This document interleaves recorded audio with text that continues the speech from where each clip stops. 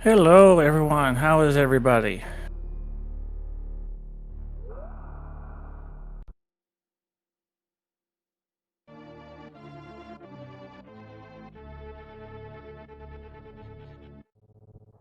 Okay, the race has started here. We have Emma2 on our left and Farfalu on our right here. Both experienced rando runners here.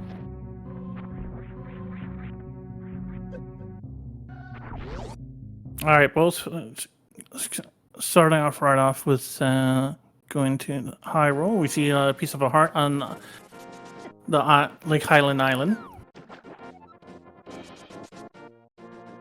Ooh, early Zora flippers in the sanctuary. And with some very early route diversions as Emma 2 is going for Eastern Palace instead.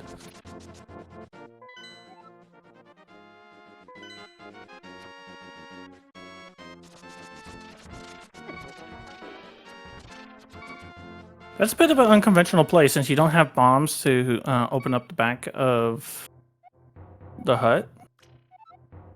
So okay, so the green pendant reward is in the... Oh, right, because we have boots, so you can just open up with the boots. Power bombs. Oh, there's our moon pearl and an e-tank. Does not quite give Dark World access, but it definitely is a key towards it.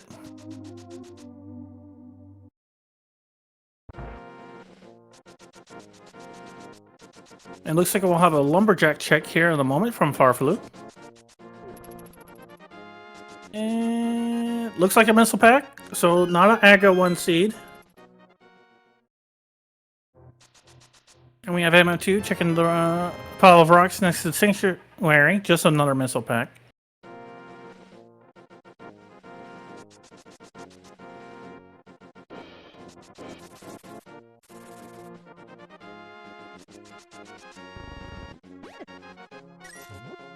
Okay, Tree Pole gave MN2 some green rupees. Farfalu finds some another missile pack, and the tree hideout. That's true. It could be a Aga seed for Dark World access. It's unlikely, but it's a possibility.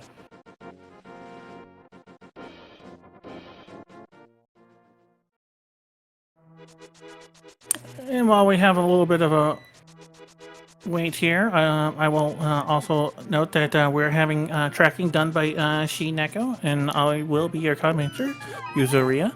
I hope you all have a great time today. And it's Farfalu is now checking the thieves' hideout. Let's see what we find here. Lots of... some arrows, more missiles.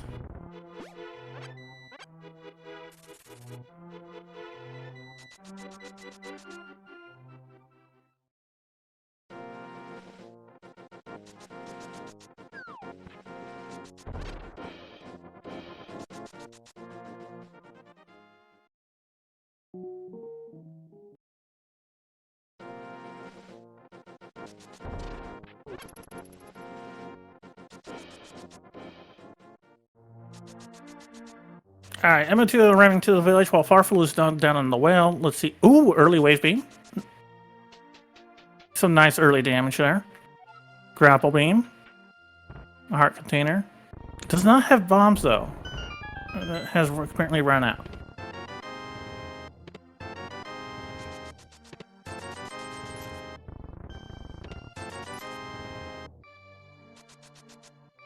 Was Farfalu able to check the bottle merchant? I did not catch it. Oh, they did catch another missile from the back of the tavern.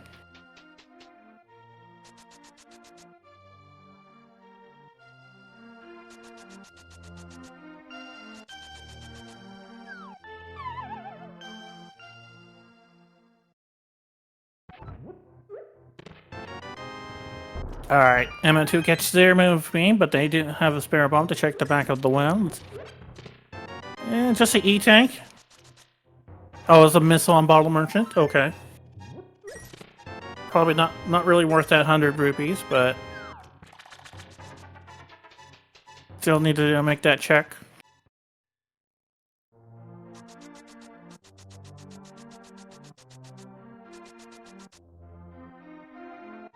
Alright, Firefly is going back to the well to get that, now they have bombs.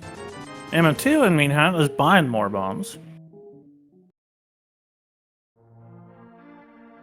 I presume at this point they would...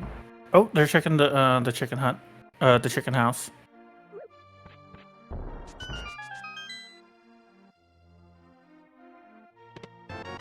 Just another E-tank.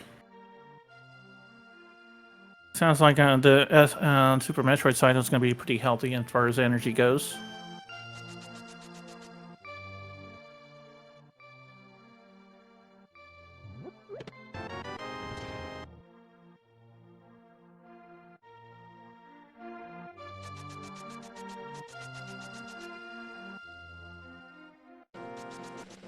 Alright, MO2 is first to leave the village, checking the library. Farfaloo's not far behind him. We have a super missile on top of the library boot case. Since we have a boot start, both runners are grabbing those supers. Always valuable on the Super Metroid side.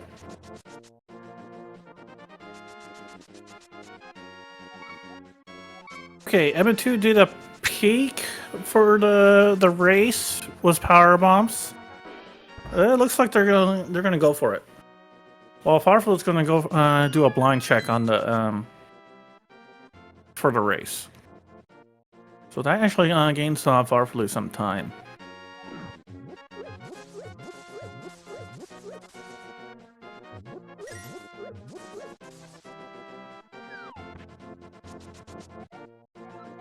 For a second there, I thought MO2 was actually going to jump off.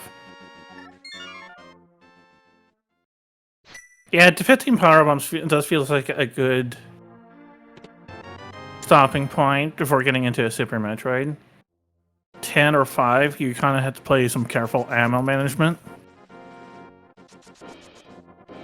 Whereas at 15, you have enough to do Torian if you don't find ice. And as long as you're not overly wasteful, 15 should last you for any other exploration.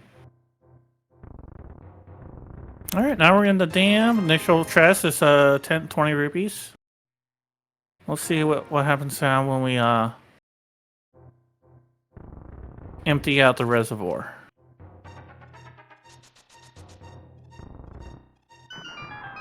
Both runners are neck and neck in doing this, with MO2 a few seconds behind. Just a single rupee. So not... Oh, that's a bit of a disappointment. Alright. Both runners still in sync, going towards the mini ball drum cave. And that's 5 checks, if I remember correctly.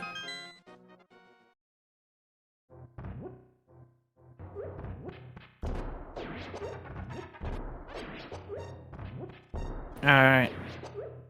Both runners having to make use of bombs, which they both skillfully do. Oh, we found some more power bombs. $5, missiles, supers, keys for a heart.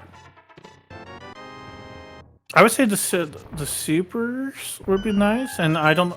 Yeah, it's pretty much an ammo cave. I would say probably the supers and the maybe the power bombs were probably the most useful items there. Ooh, MO2 is at 1 heart. Although Farfel is not much better with 2 hearts, since these crabs will hit for a whopping 2 hearts. Ooh, MO2 taking advantage of that flippers to take a more indirect, alternate route to the ice cave. Which was just a missile pack for both of our runners today.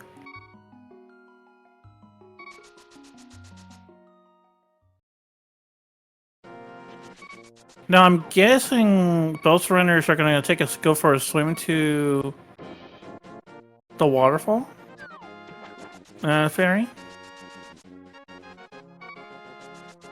Oh, MO2 doing the water walk glitch. And Farfalu also doing it, but instead going to okay, we have some divergence. Farfalu is checking the hobo, while MM2 is going to the waterfall cave. Farfalu gets the mirror. That's a big find. Unfortunately, MM2 just gets some ammo, some explosives. So this paid off for Farfalu. Now, MM2 is going to do a quick Zora check here. Just more bombs there on the ledge there, unfortunately. Okay, so Farfalu's now going to do some content that MM2 already did. They're in the Eastern Palace area. They're going to go visit the old man. So they're going to be soon be getting their Moon Pearl. And it looks like MM2 is going to go visit the hobo momentarily and get their mirror. So that'll even things out here in a moment.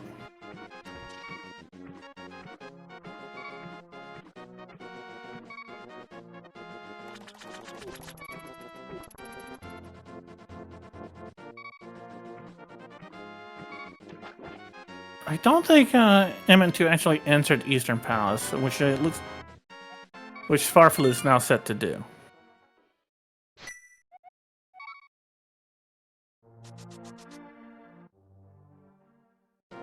All right, M2 has saved and quit to Link's house. Okay, they're headed for the castle, while Farfalu is now exploring in the Eastern Palace. M2 starting off with the uncle. We'll see what our old man has for us.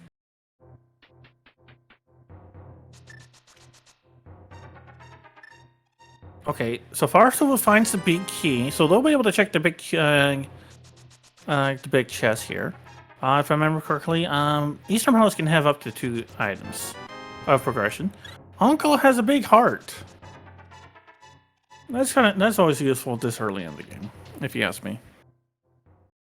Oh, it's 3 items in the Eastern Palace? Okay, I stand corrected.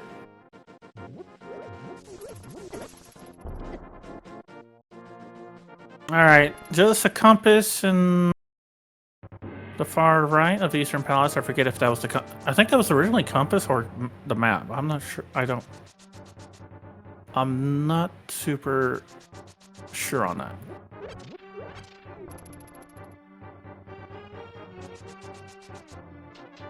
Alright, Farfalu's making their way through the whole Eastern Palace circle. M2 is now going to the dungeon escape. First chest has 20 bucks. And Farfalu also happens to find 20 bucks from a chest in Eastern Palace.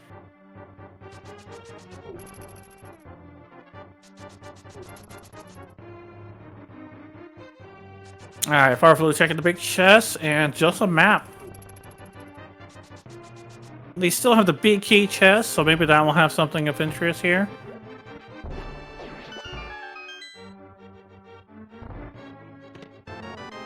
Oh, and MN2 finds the mitts, or excuse me, the power gloves, where you normally find the blue boomerang.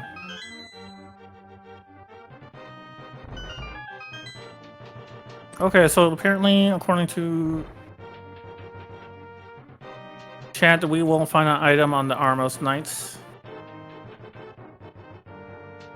The gloves are out of logic. What are those gloves are missing? Are they missing a weapon?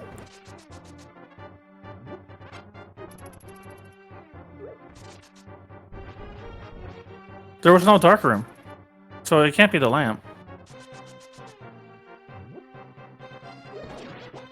Oh, the small key. And unfortunately, the Zelda cell only had a map. Oh, looks like M2 is going to do the brave the dark rooms of the castle escape. Do the cross room and maybe even the 3 chests near the sanctuary. Meanwhile, we see Farfalu back in Lake Hyla going out for a swim. I think they're probably going for the waterfall cave. Yeah, yep. They're going for, unfortunately, they're not going to be. I don't think they'll be too happy with what they find. If the small key isn't Dark Cross, then the glove will be lamp locked. Now I didn't think about it. MO2 is taking a bit of a gamble. Okay, Dark Cross is just a reserve tank, so the gloves are not lamp lock, as far as we can tell. So at this point, as Chad is pointing out, the gloves are probably are in the back, or that small key is in the back, so it might be lamp locked or could still be lantern if it's expecting you to go for the long way. Oh, there's a fighter sword for MN2, and there's the key in the back.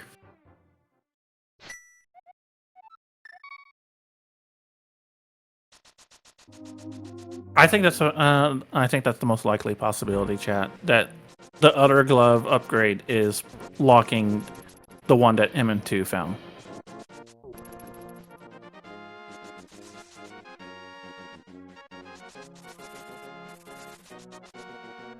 On that note, we do see Fireflu had just visited Uncle.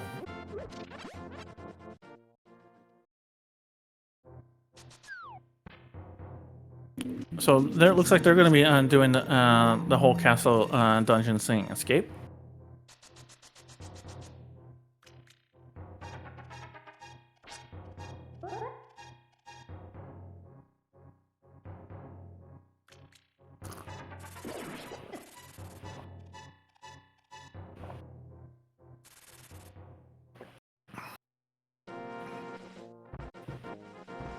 All right, MM2 doing some more sequence breaking by going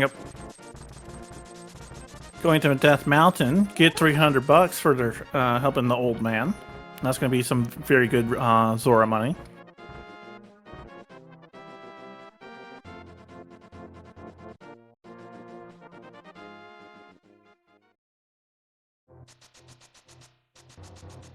Just a piece of heart inside this spectacle rock cave. On top of it, it's just a missile, so nothing too interesting yet on Death Mountain, other than that 300 rupees. But we do have Tower of Era, since we do have Mirror, and that's what MM2 is going to be doing.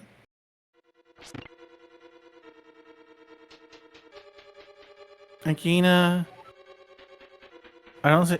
Oh, Morph Ball Pedestal and Zora. So in terms of logical progression, Agina, Morph. So we can probably deduce that one of those three locations, Agina, Morph Ball Pedestal, and Zora, have progression.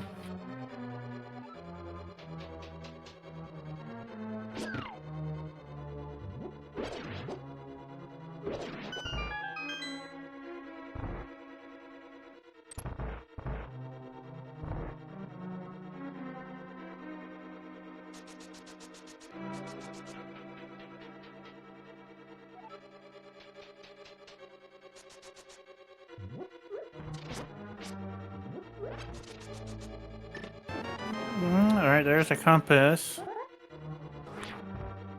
Oh, MM2 doing some bomb jumps. Just for the map.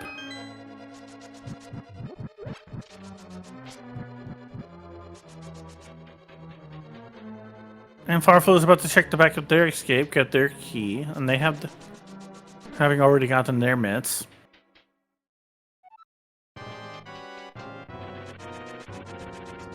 Alright, MM2 is about to go off against King Moldrarm. We'll see if it's this turns out to be Control Dorm instead.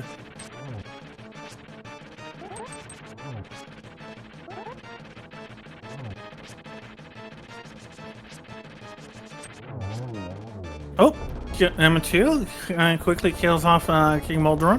Farflu taking the back, going to after going for the back escape, it's not going forwards to check Darkcross. And MM2 grabs the first dungeon prize in the form of a crystal.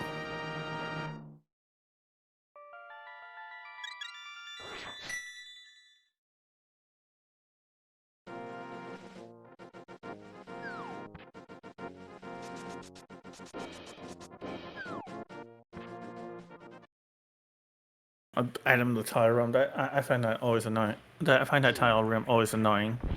Ooh, and we have our first Metroid exploration as M2 checks the high jump room. Just $20 because they don't have Morph Ball. Let's take a peek at Croc Escape. $300 might be helpful if they want some Zora money and more potion money. And then the chat spotted that Ridley has a token. Good to know. We definitely have a Ridley run. And MM2 is going back to Zelda, and they're doing a save and quit to Link's house. Farfalu is in a dark room. I'm guessing they're making their way to Death Mountain.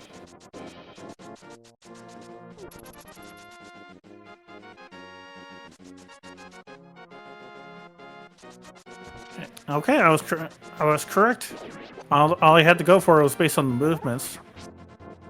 But Farfalu has got their 300 allowance from the old man in the mountain. It looks like M2 is not going to do their Eastern Palace exploration. Since they have the sword, they can probably go a little bit... That'll probably be a little bit of an easier experience for them, but they still won't be able to complete the dungeon without a bow.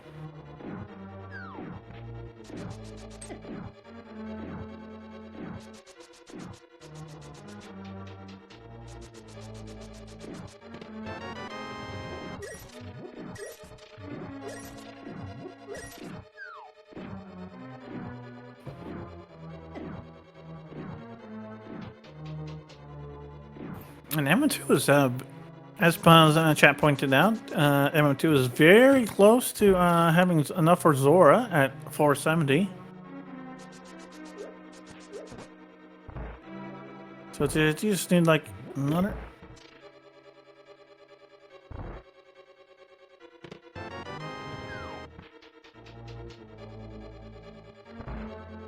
All I saw was tokens on Pod and Turtle Rock. Saw red on Meyer, which could have been a red pendant or a red crystal.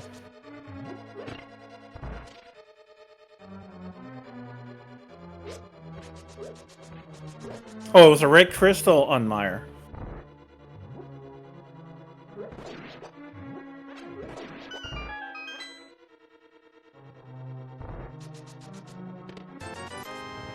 Alright, MN2 grabs another $20. So now they're only 10 rupees away from Zora.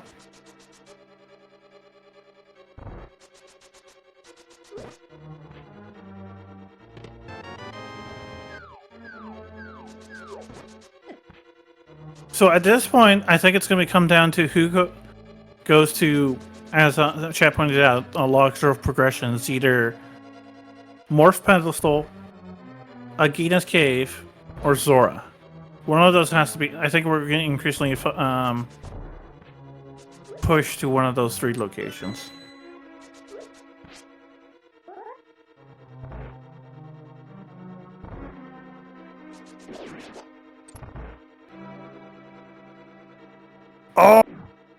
Oh no, Farfalu got trolled in their attempt to bomb jump towards the big chest. The enemy happened to knock him into the star and change the flooring.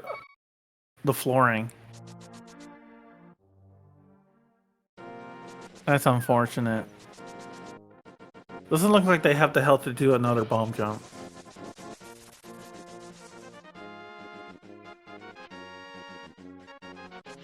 Okay, it looks like MM2 is going for Agina's Cave now. Let's see if this is logical progression. Oh, wait, they're taking a slight quick detour for some money, I presume?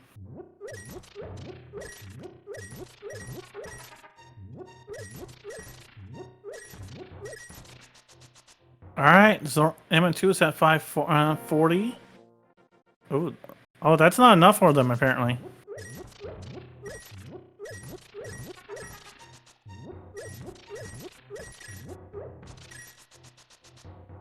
Maybe they want to have some extra money to for like for all the Dark World mini games.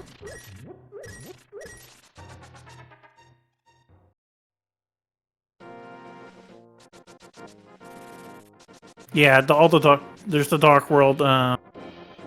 Yeah, pod, the dig game, chest game. Okay, so the Desert Ledge only has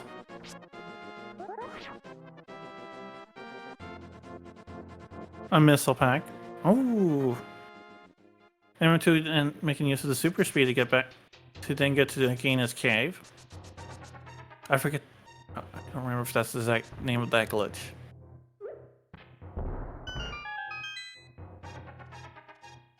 Alright, Gina's cave.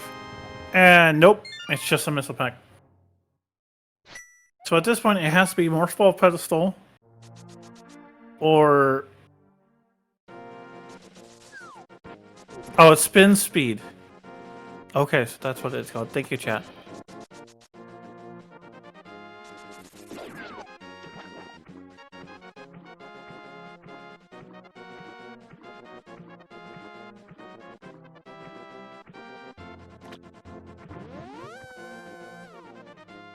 Okay, okay, M2 is going to bet on Zora now.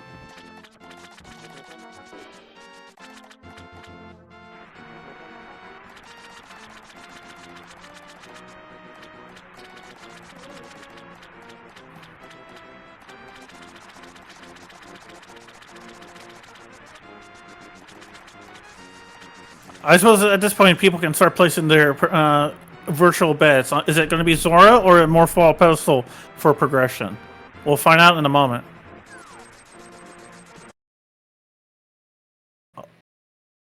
That was a really quick reset.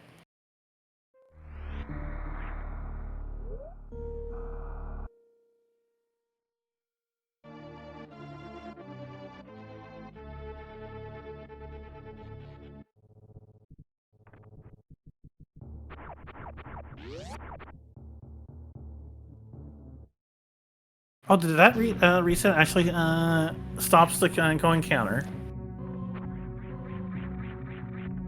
Actually, I think that would, because it doesn't do it's not a save and quit. It doesn't initiate a save, so that would actually save the 500, wouldn't it?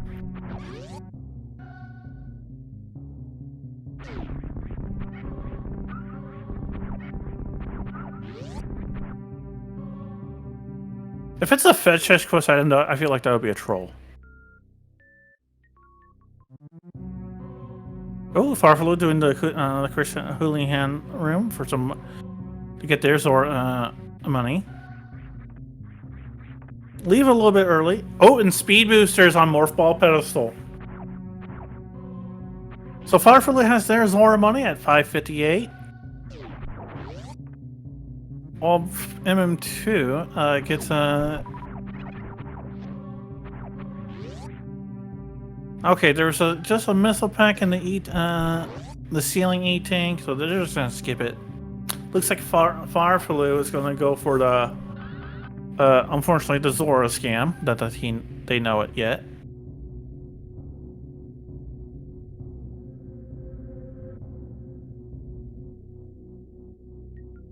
Now with speed, let's see, what does that open up? Criteria power bombs. You can probably go.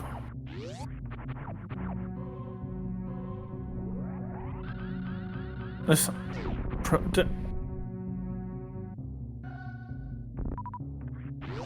Oh, M2 trying to do some high.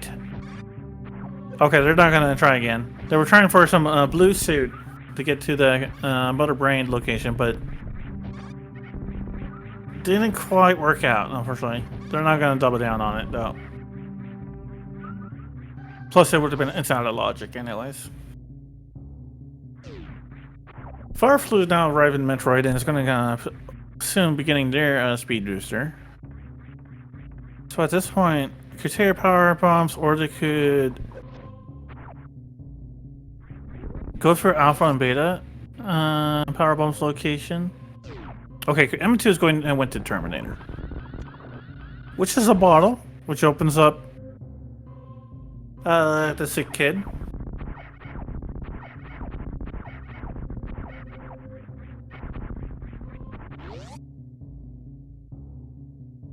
Alright, MM2 is gonna head to Brinstar.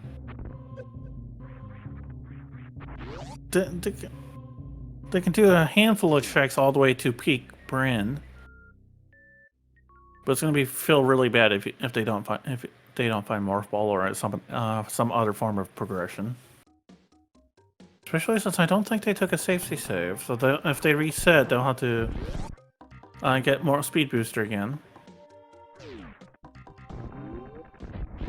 Okay, so Farfelu did grab the supers. I mean, not supers, the missile pack in the ceiling E tank.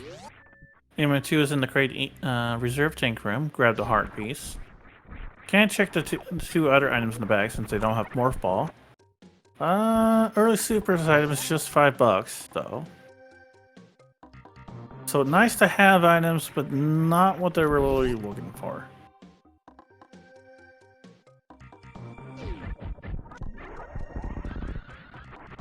And Farfelu also doing similar to what MM2 did earlier, speed boosting across the old Butter Brain location. Although they didn't, they just decided to just go speed boost out of the climb room. And the missile outside, looks like there was no progression in the being pink, unfortunately.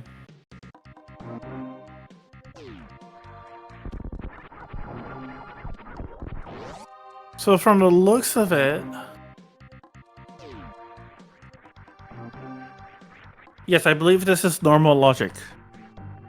I'll double check.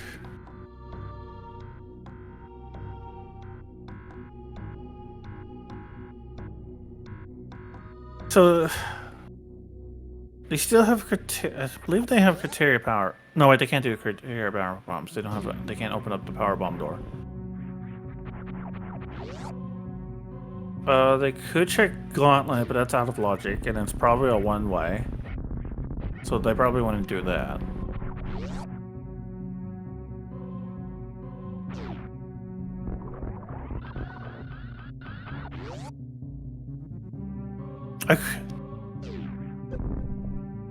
They could do Bubble Mountain, but as chat points out, it's not in logic. Yeah.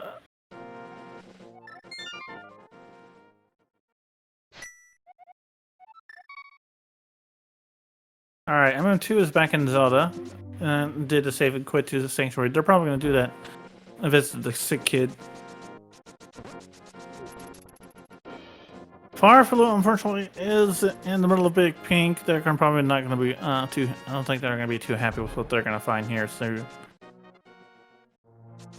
I mean, they'll still grab the super missiles because you might as well.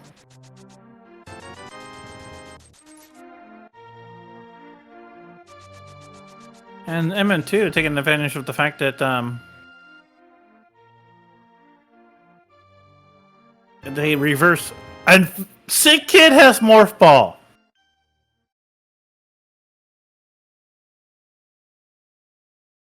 So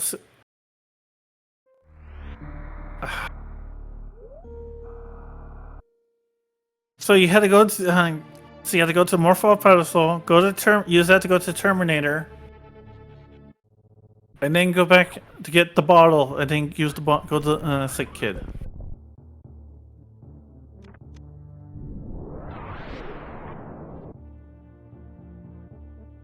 MM2 is already taking advantage of that Morph Ball, checking the criteria power bombs for a piece of a heart.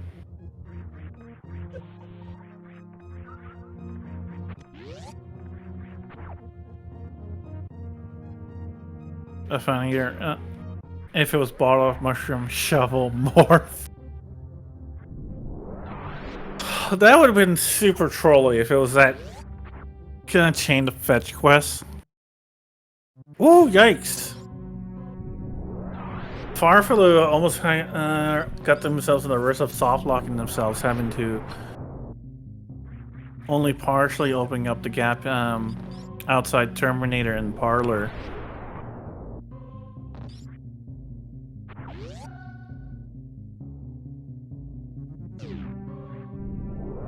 Taking advantage of that speed booster, MM2 is now checking the gauntlet. In front of gauntlet is just a piece of a heart. See what the back has. Farfalu is back in the village, so they should be getting their morph ball pretty soon. And the back of Gauntlet has a big heart, a full heart container and $100. But since MM2 got a refund on their Zora purchase, they elected to skip it. And meanwhile, Farfalu has successfully got their morph ball finally, so they're doing a reset to Zelda with their newly obtained morph ball. Let's see if they do it the same route as MM2 is now doing.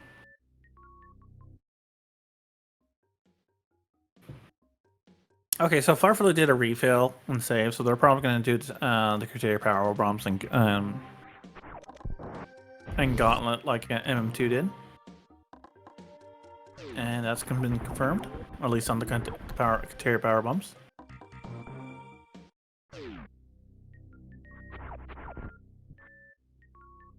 Alright, the back of the Brinstar reserve tanks didn't have anything that MM2 wanted. Nothing too special. I think it was just money and a piece of a heart.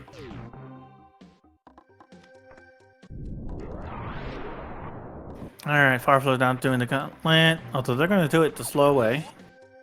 Rather than doing a Shine Spark into it. And when you have MM2 and the Edicoons. And there's our mitts!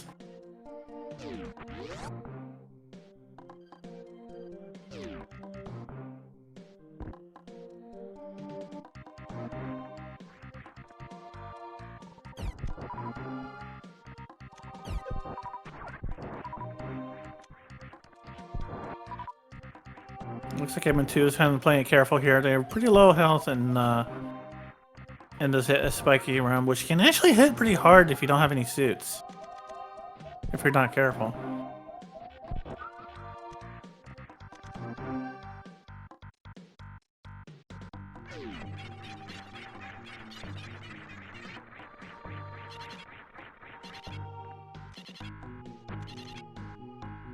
Alright, MM2 grabs up another piece of a heart at the top of the Edicoons. Farfalu has left the gauntlet, has now headed to Brinstar.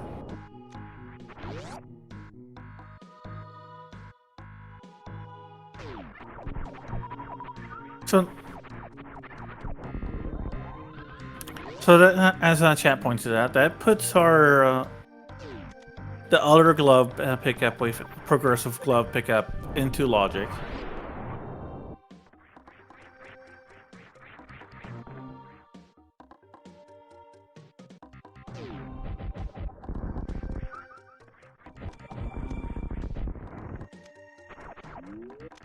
And Mission Impossible only has a missile pack. Unfortunately, MM2. Looks like MM2 tried for the Mission Impossible escape and didn't quite manage to pull it off. Although that is a very difficult trick to pull off.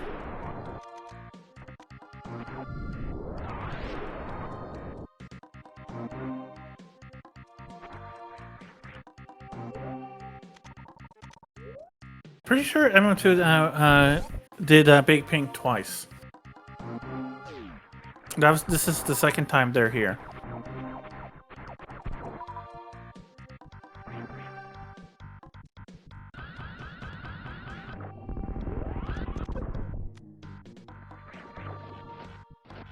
Okay, I did not see the waterway. Okay, it's $300. Looks like MM2 was. Okay, MM2 grabs it. Farfalu grabs their mitts.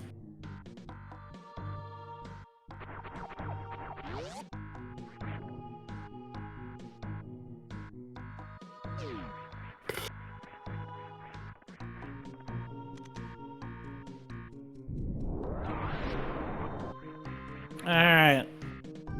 Looks like I believe MM2 is about to. Oh wait, did they still have? They still have the spore spawn and the wave. Check. And Farfalloon is now caught up somewhat to MM2 and has now entered.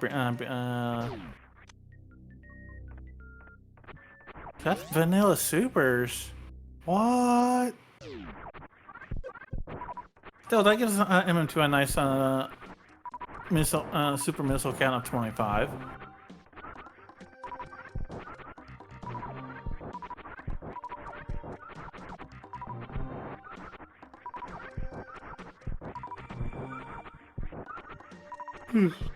Alright, so MM2 is taking a moment to farm up, looks like, I'm guessing ammo? Because they're still leaving their health at, less than, was it health? Okay. Okay, so Farfel grabs their supers, vanilla supers. Wave Beam E-Tank unfortunately just has a rupee.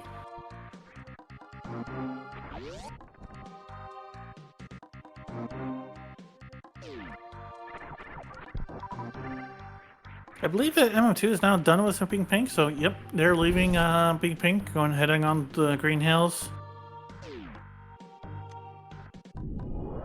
While Farfelu still has some more of Pink Pink to clean up. Okay. MM2, which way are you gonna go? Are you gonna check Bird Star again? Green Hills didn't have just a missile pack. Okay, MM2 is checking Retro Brand. Ooh, Space Jump. Space Jump is always a really good vertical mobile ability item if you can get it. It would be nicer with high jump, but still a very valuable find.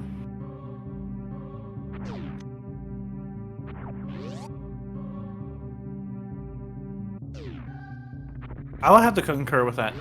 Dodging the side hoppers in that room, especially when you don't have suits, that's a really important because they hit hard when you don't have any suits. They can easily kill you in like a few hits.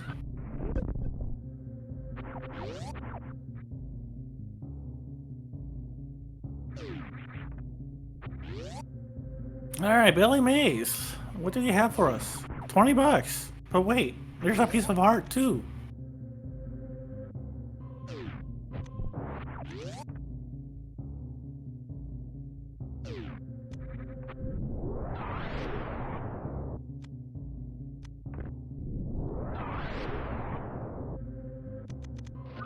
Alright, Farflu's grabbing. It's down. Yeah, that was it. That was not the one of the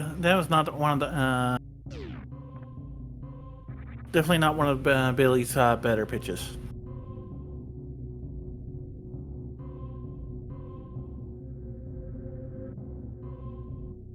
Okay. Okay, so MM2 is probably going to do the old Brinstar location, but I'm not sure. But will they do climb supers? They probably will. You might as well, since you're right there and you have the missile. And you have the speed booster. Oh, and plus the old Metroid gives you E-Tank.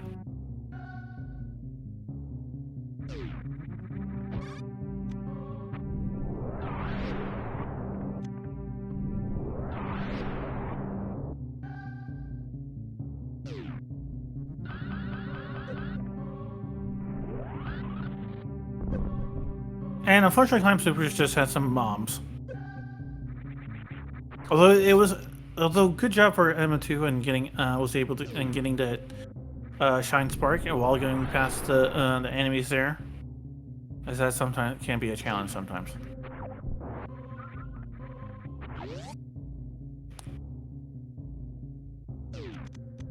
And Farfel also not liking Billy Mace's pitch. So they'll be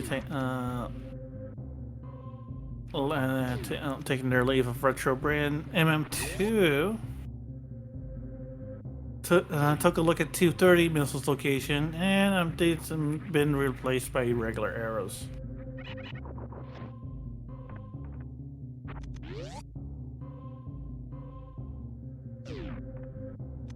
Oh, Bomb Chorizo. Well, we have to fight Bomb Chorizo. Nope. It's a big nope by MM2 as they shine Spark out of that room.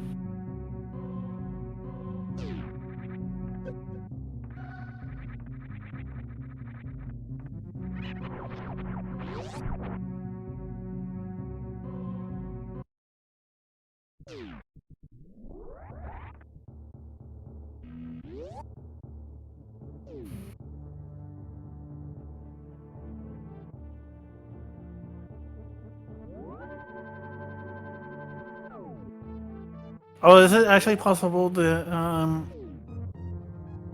just do a Bomb Chorizo skip with Speed Booster in a rando?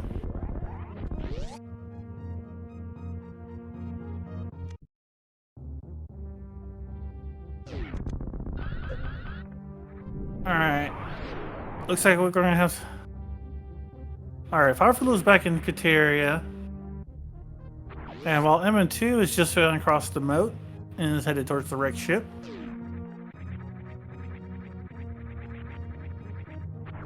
Okay, I saw a medallion up there. In the West Side Ocean.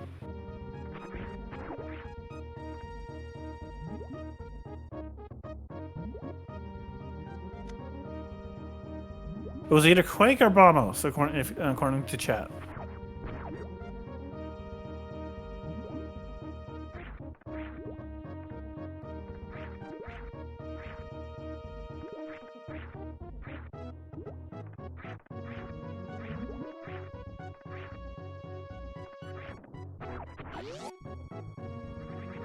Oh, Farflu also tried to try to shine Spark out of the Bomb Freezer room. Unfortunately, they bonked it in the door edge. One thing that can be really annoying about the Shine Spark animation is that its hitbox extends farther down than you expect. To the point where it actually kind of extends into the ground a little bit. Now, if you're already on the ground, that's not an issue, but if you're lined up with the... But if you enter mid-air and then go back on level ground, it's gonna throw you off.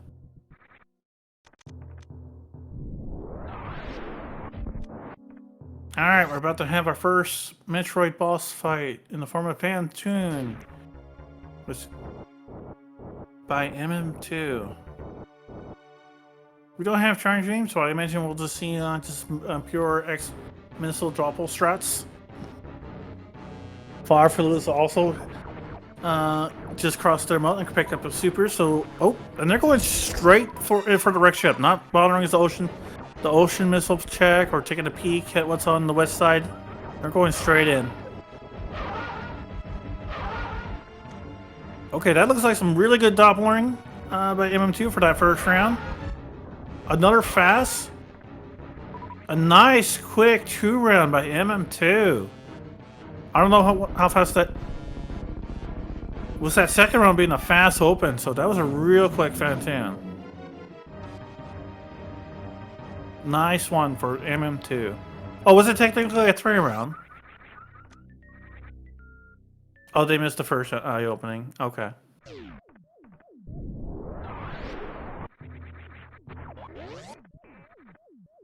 Either way, the round 2 and 3 were very well done, if you ask me.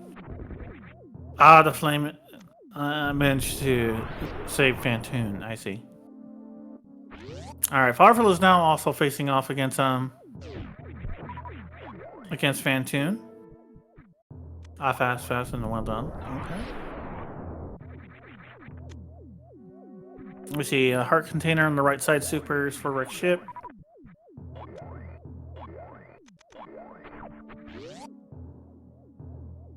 All right, Fireflu also gets a very quick, not quite as fast Fantoon, I feel like. I don't think the RNG was quite in Fireflu's favor, but still, it was a very well done Fantoon fight.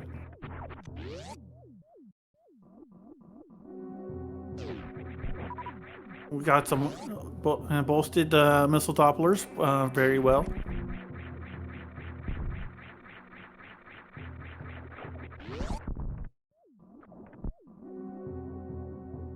Ooh, MM2 taking advantage of that space jump to get through the spiky room of death without taking a hit.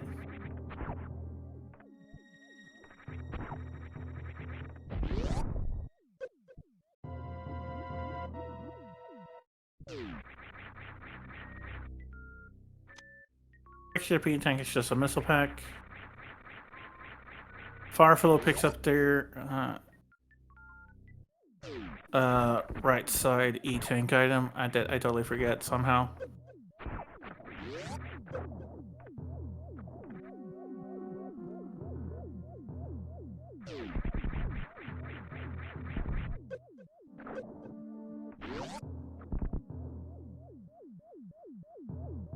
MM2 really taking advantage of those chances to do damage boosts.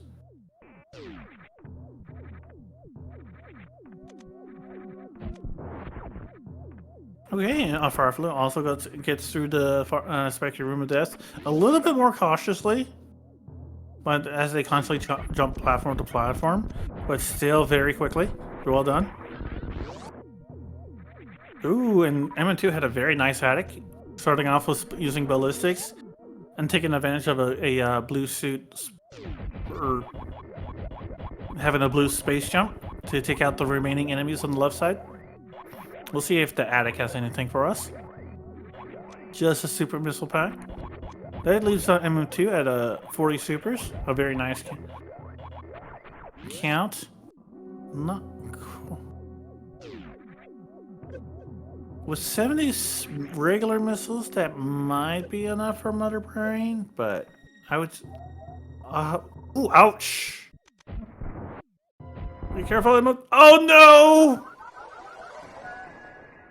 Oh no! MM2 takes an unfortunate death in the attic. Oh, it's those Keen Hunters do a number.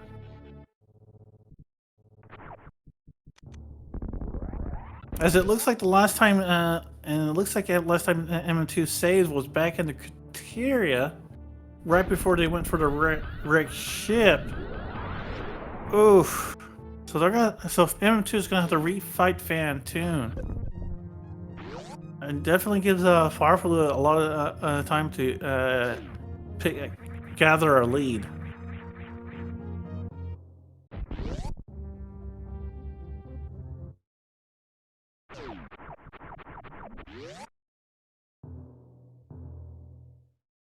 What was that? I guess we'll have to switch to audio.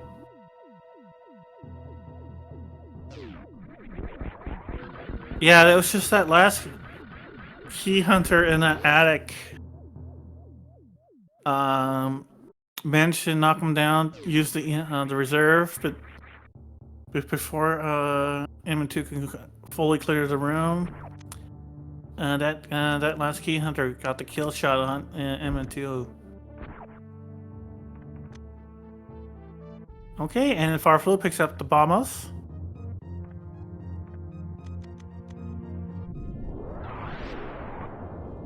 MM2's having a rematch with Fantoon.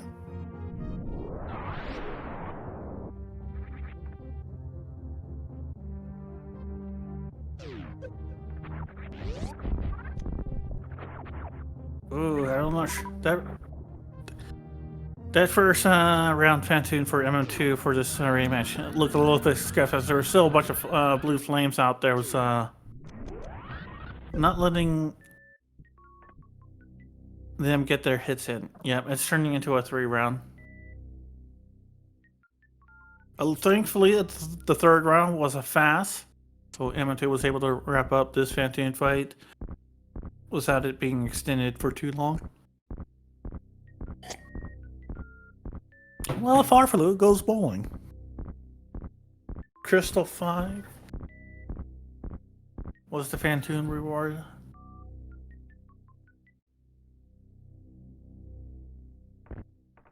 Thankfully, if MM2 shouldn't lose too much time, since they can probably skip a lot of the items they don't really need on the way back up the wrecked ship.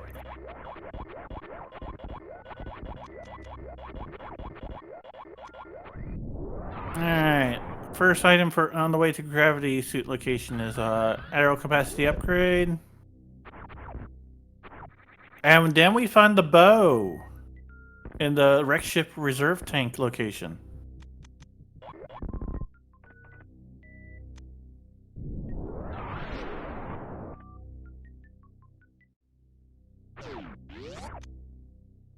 Okay, so forget everything else. That bow is very important to find there. M2 picks up their bombos.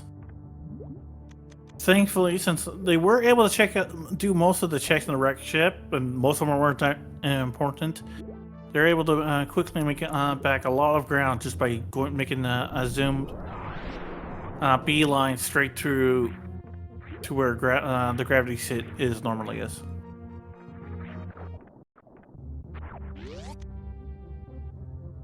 Alright, M2 is now bowling. Farflu is now leaving the wreck ship area. Are you going to do alpha and beta power bombs? They are indeed.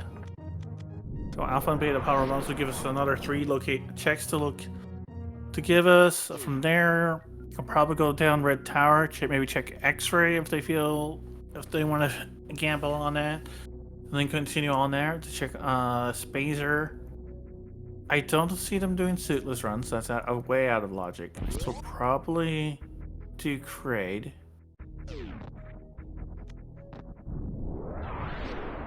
And then probably explore and maybe check more of Upper Norfer and Business Street.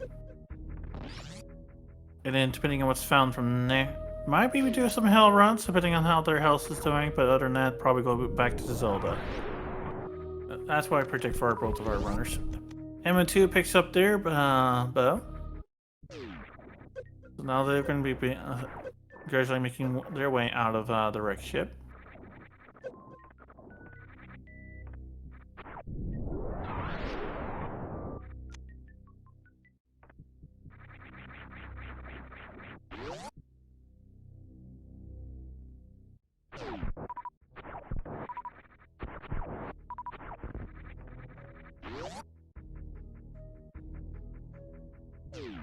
Alright. Firefly's headed down to Red Tower. We'll see if they go and do the X-ray gamble. Yes, M2 I got the Bombos medallion.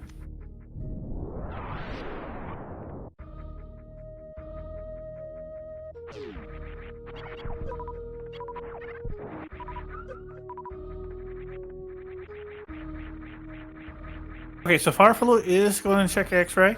They're going to take, especially since Space Jump makes it. Even if they didn't have a Space Jump, they also have the grapple beam.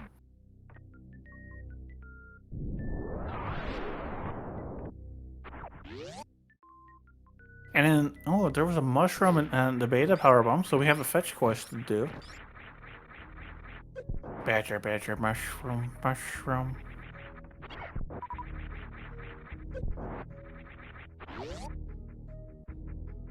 I did not see what X-ray had. I don't think it didn't seem like it was anything big. Oh, that's an interesting entrance strat by M2 into Alpha power bombs.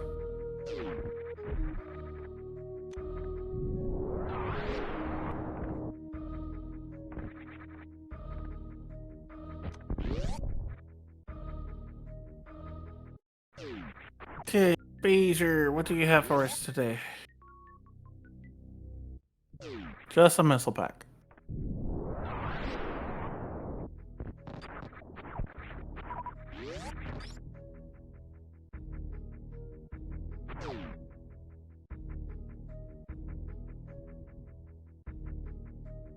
Alright, MM2 is now also going to do X-ray check.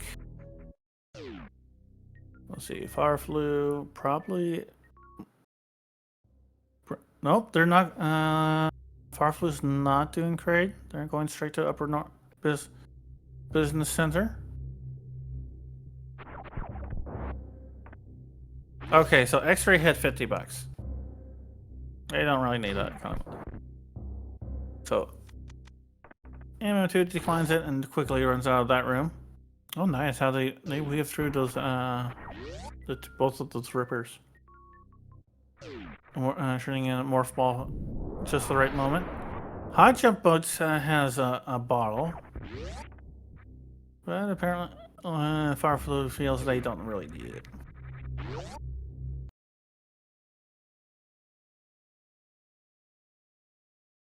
Alright, Fireflu is headed back to Zelda now.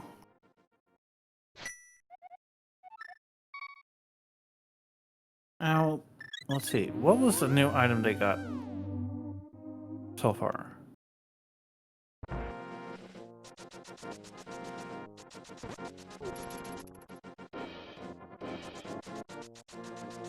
So they have the bow, that's new. So that lets Eastern Palace be completable. They have the minutes, so they can do a Dark World, enter Dark World. So maybe dip into Skullwoods or Thief's Palace. Oh, and MM2 has doing a route divergence. They're going to do on face off against Kraid, which might be more useful since I believe Kraid has the green pendant.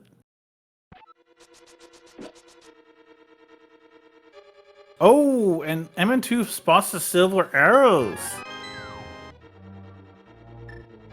By no means required for these runners, as I do believe both of these runners are skilled with doing a silverless Ganon fight. But still, having silvers does mean you save a lot of time.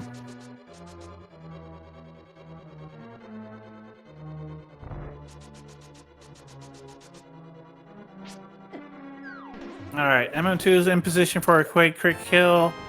Farflu they're exploring. Ooh. Oh yeah, that's a good point. As chat pointed out, silver arrows also saves a lot of time for many various bosses as well in Zelda.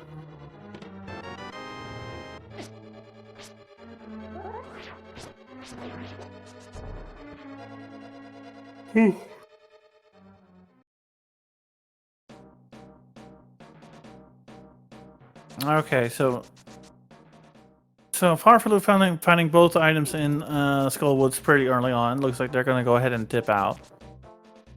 I think that's really the only main value of doing an early dip into Skullwoods when you don't have the fire rod. Okay, Crate E-Tank's just another missile pack.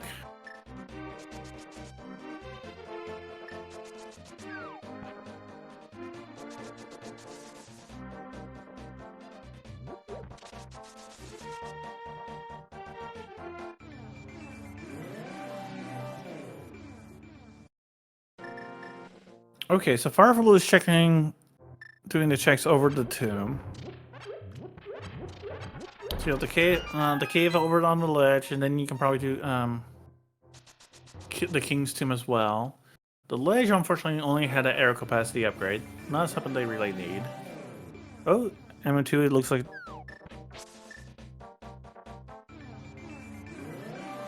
Okay, so Ice Run.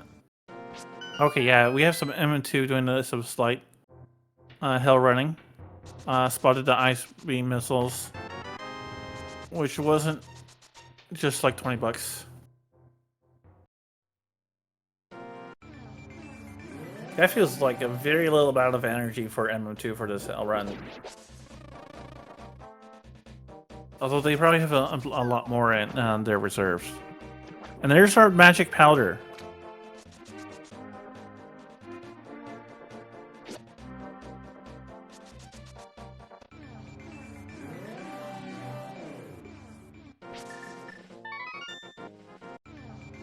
Oh my gosh, MM2.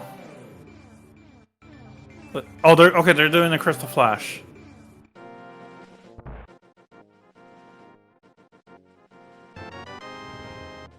Oh, that's kind of funny. It turns into the 8-bit Mega Man when they do a Crystal Flash and with that sprite.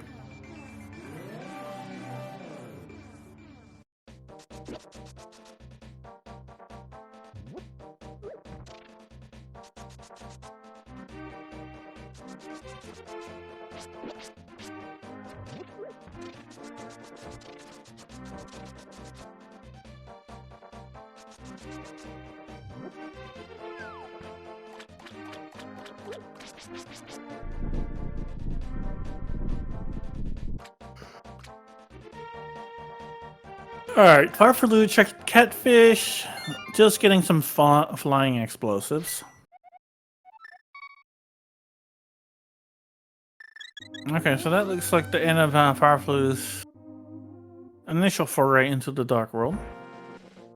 As they quit back to the Sanctuary. And M2 finally makes their return to Zelda 3. Alright, let's see.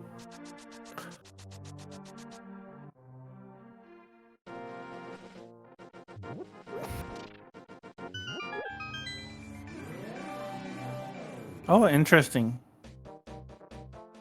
MM2 is going straight for the King's Tomb instead of headed towards the Dark World first, which can be slightly more efficient. So then you can check the cave ledge and King's Tomb, making use of the mirror.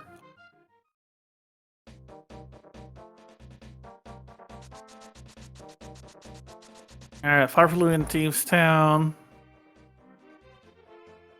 They already did the treasure game that I missed. Let's see. The C-shaped hub had a super missile.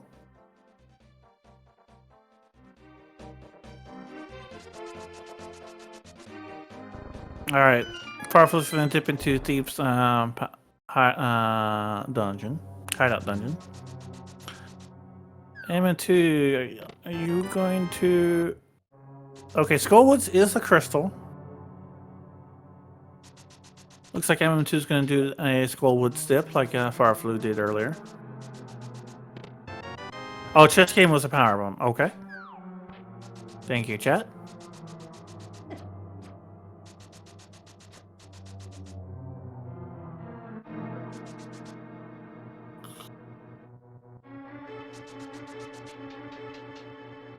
Oh, half magic in Thieves Town.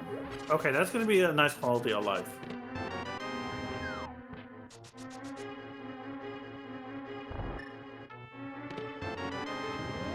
Okay, there's our big key.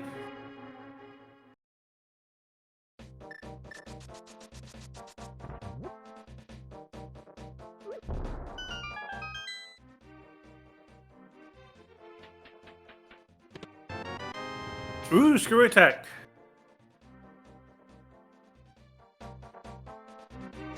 Okay, so Farfalu found screw attack and one of the other huts to get the bomb the entrance of. So that would be very helpful. In Lower North, generally just in and transversal in Zebus in general, especially where all they have low. They don't have a good beam. Ooh, and finds the high jump boots from the treasure digging game.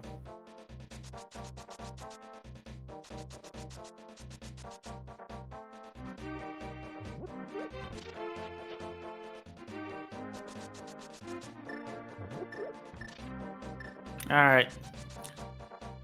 Farfalu is taking this. Has found the smith. They're going to take the smith home now.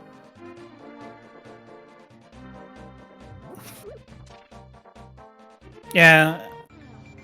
I think it's pretty rare for high jump to be required. It's just always a real big nice to have.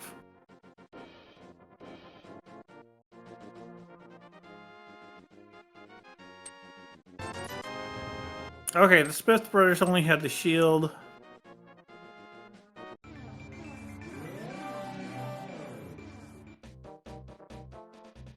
So they're gonna go ahead and grab the blue chest. Farfalu can't do any other checks. MM2 will be able to do the magic bat since they have the magic powder, though, at least.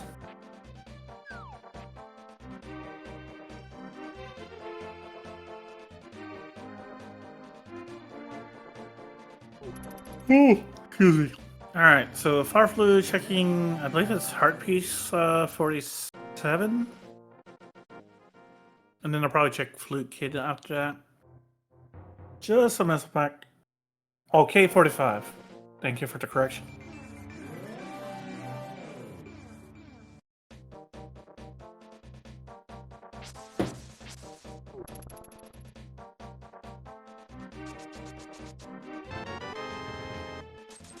Alright, Fluke Kid only had 20 bucks.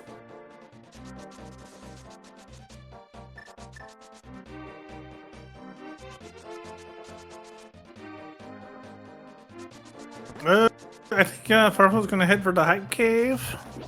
We'll see if it lives to its old days of hype.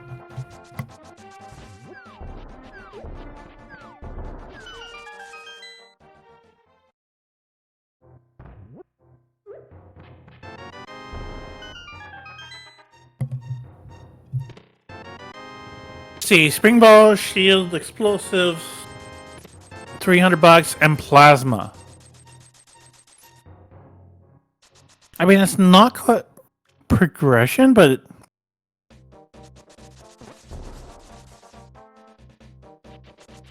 I would definitely say it's a nice cave.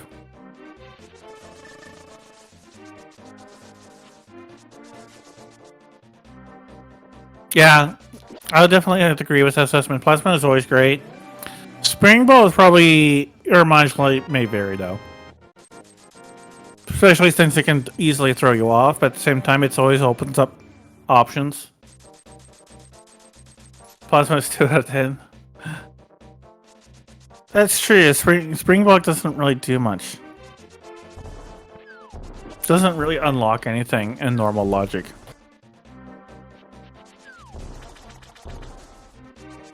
Just an unfortunate consequence that in the vanilla game, Spring Ball just comes in so late. And anything that might have made use of Spring Ball, you probably would have had bombs or power bombs by then.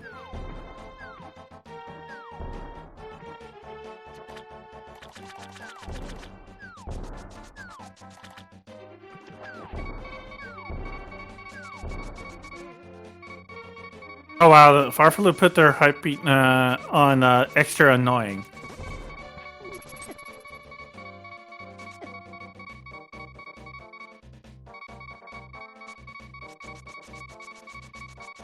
Alright, MM2 grabs their high jump boots. Farfelu headed towards Bod.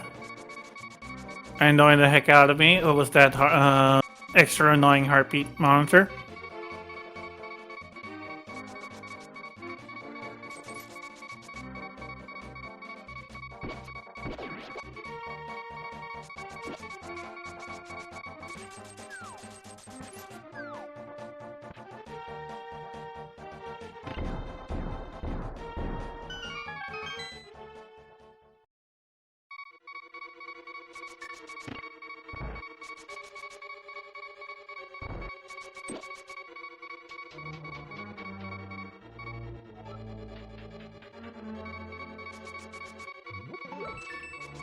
Alright.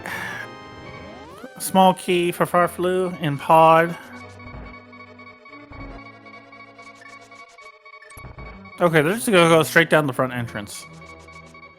Which makes sense since they don't have the hammer.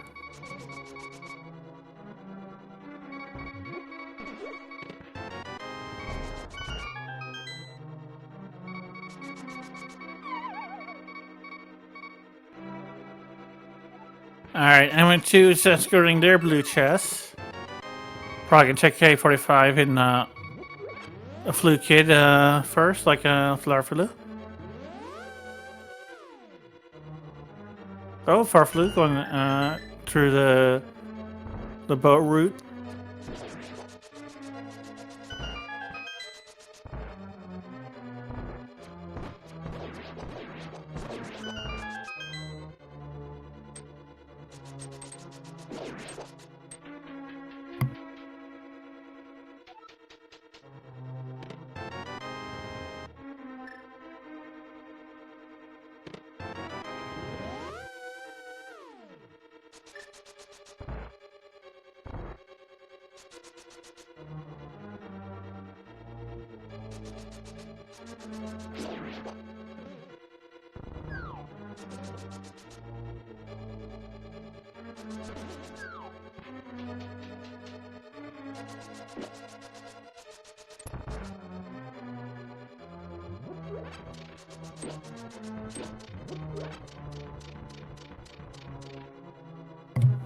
Now I think about it, I'm not sure if MM2 did the bat.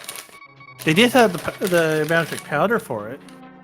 Oh, they did not. Okay.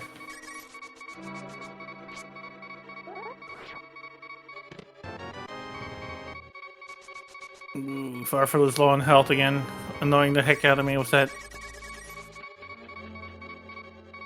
With their heartbeat. MM2 picks up their plasma beam from Hype Cave, or what used to be Hype Cave.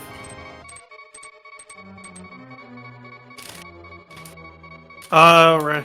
Oh yeah, because they don't have the hammer. That's a good point.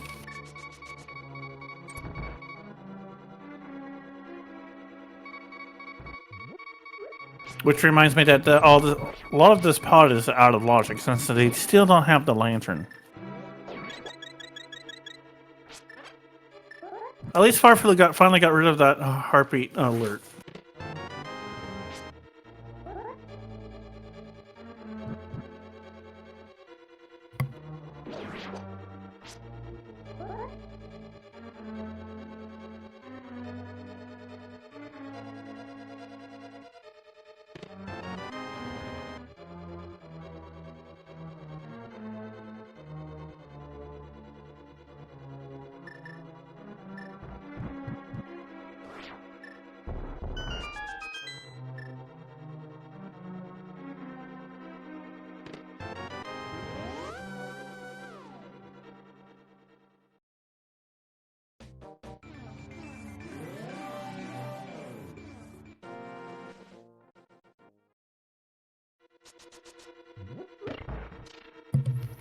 I think I missed what the green pennant reward was.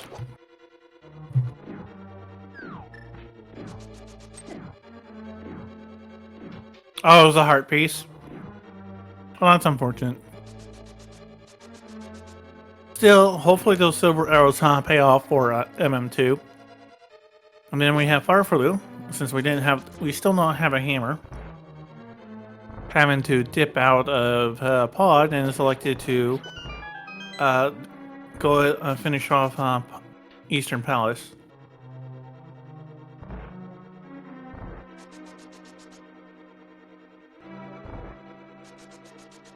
Hammerless Pendant Ice Palace. Is it possible for Pendant the hammer to be on the sword pedestal?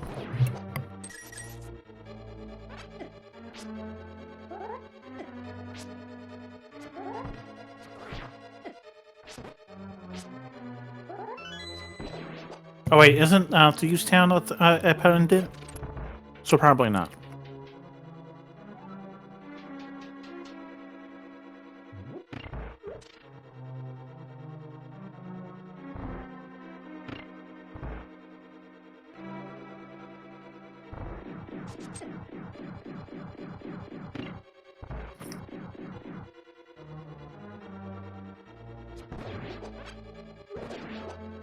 Bomba should get through,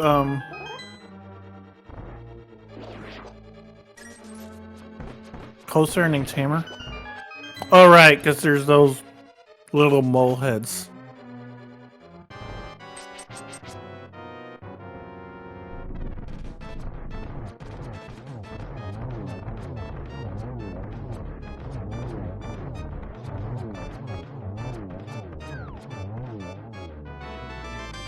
Oh, and bug catching net from the Armos Knights for for Farfelu, and another crystal.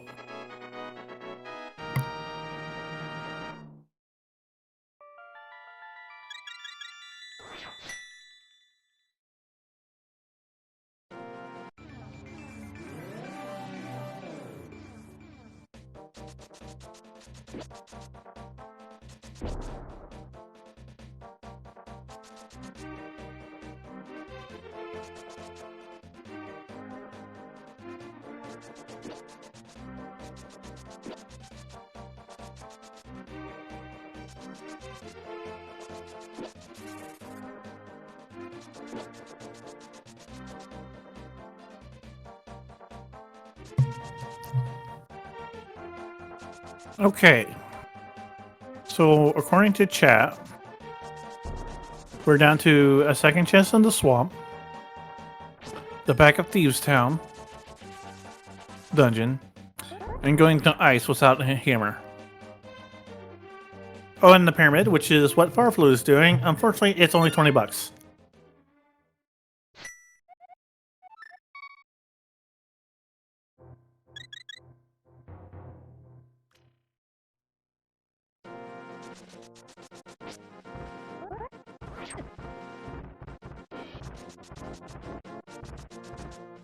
Oh, it looks like I don't think so. I don't think anyone has done the mushroom check. Oh, mushroom was nothing. Okay.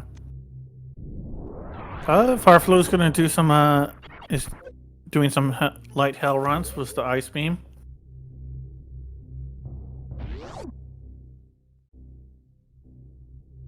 I think the only thing, if I remember correctly, the only thing that was found of value that was found from this was the magic powder.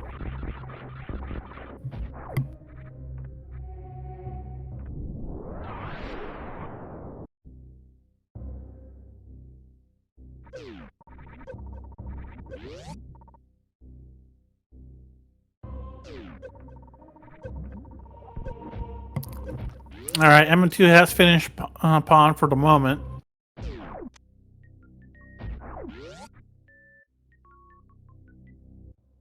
And so they're going to go ahead and finish off Eastern Palace because so they can now complete it. Should go a little bit faster for them since they do have silver hours.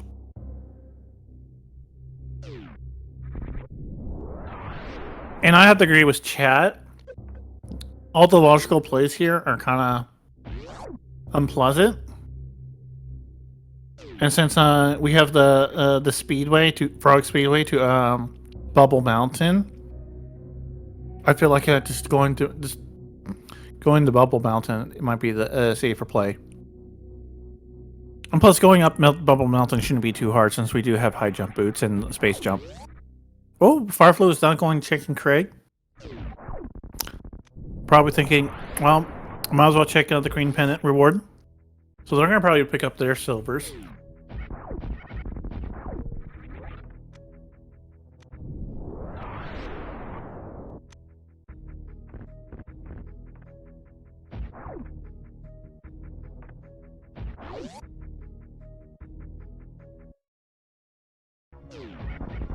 But otherwise, both runners are kind of tracing the other player's steps here.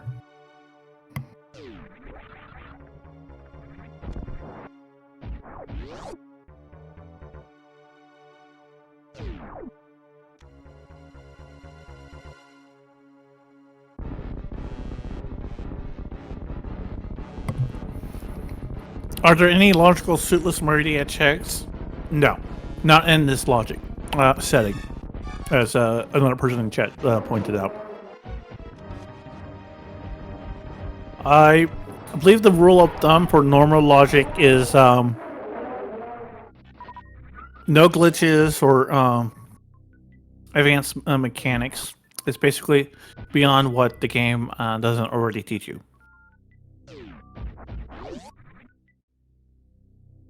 All right, both runners get a nice quick crate kill.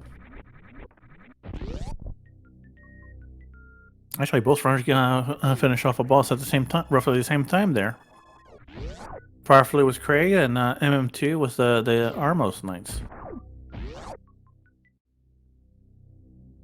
Now, MM2 is walking their way out of the pod, so I mentioned they're probably gonna check Pyramid afterwards. We'll have to wait and see where Firefly decides to go after. Well, actually, they're probably gonna redeem their Green Pendant after they leave Craig.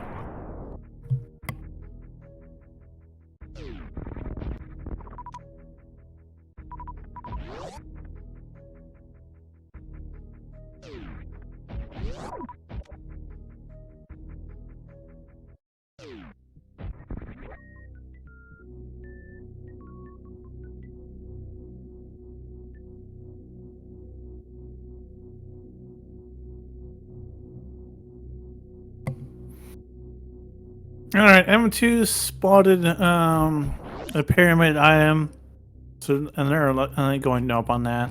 I think they're gonna head for the catfish because they haven't done it yet. Unfortunately, catfish is also not just like $20 if I remember correctly. And Firefly seems to have forgotten they have oh wait, they're checking. They wanted to check the cathedral item, which was a boomerang. Otherwise, they probably would have done the Frog Speedway. But if you're gonna, and if you need to check the cathedral item, which is an easy item to forget, and you don't want to, you might as well go for the cathedral.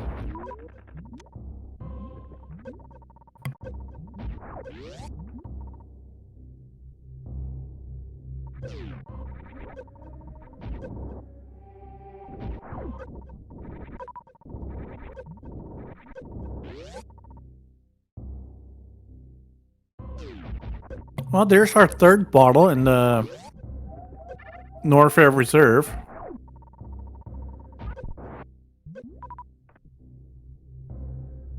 Ooh, Fireflow's low on energy. They're probably gonna do a crystal flash here. Yep.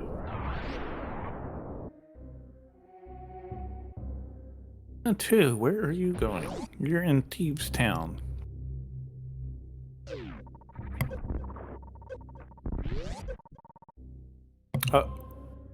Oh, is MM2 going to check the magic bat?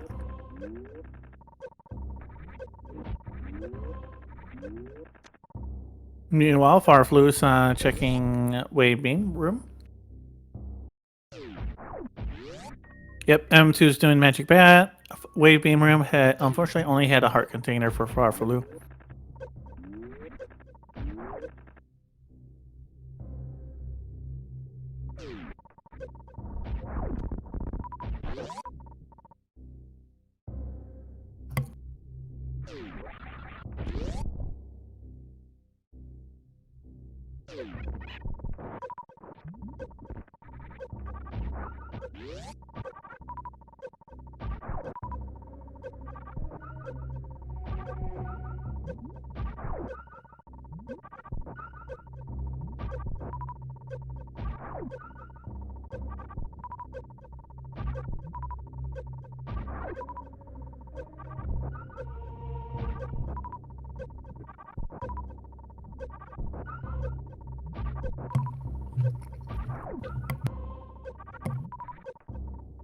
Okay, big fine.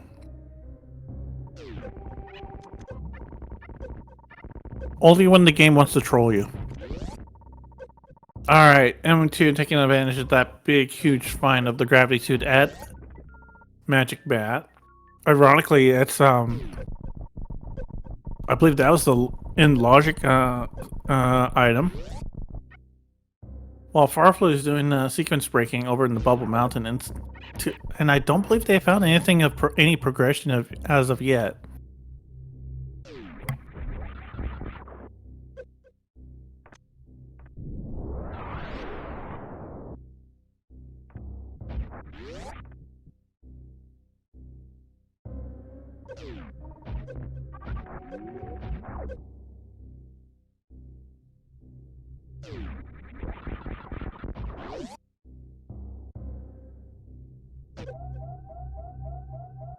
Okay, and M2 finds a their Master Sword in the Mama Turtle room.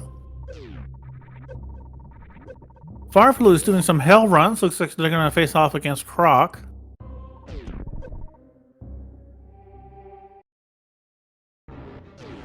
Unfortunately, they don't have a charge beam to go with their plasma, but either way, they have plenty of ammo to make Crocomire a simple fight. Ooh, MM2 finds Quake in the beach. We're going to be checking the water hole here in a moment.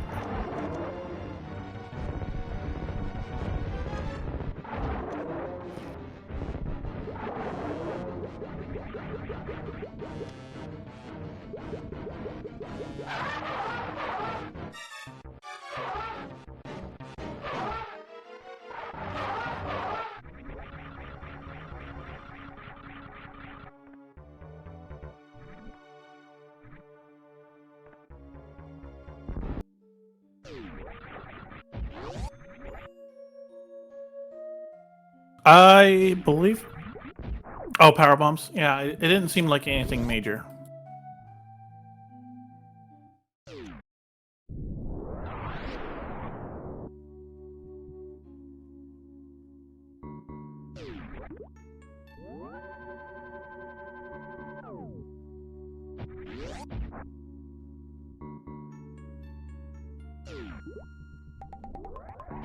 Let's see, bomb upgrades.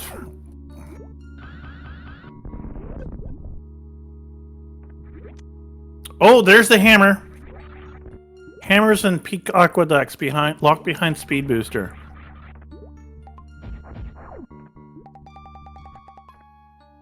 So that really puts M2 in a strong lead now, with both gravity and the hammer and a second sword upgrade. Did spot a magic boomerang, but that's not progression. In one of the sand pits.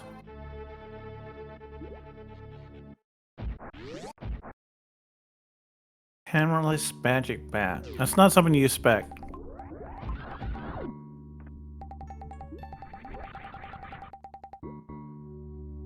Is Turtle Rock have a crystal or a token or a pendant?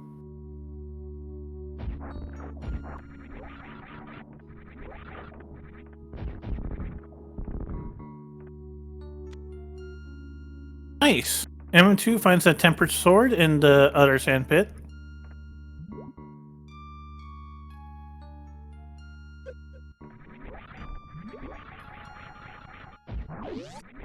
Now, I do remember talking to Metroid players. I mean, not Metroid players, Zelda players, that the tempered sword is kind of like the minimal they want for Ganon. Because if you only have the Master Sword, you have to you resort to spin attacks, and that's just more awkward and slower. Whereas the Gold Sword, I mean, it's nice to have, but doesn't really improve your damage quite as much as what the Red Sword does.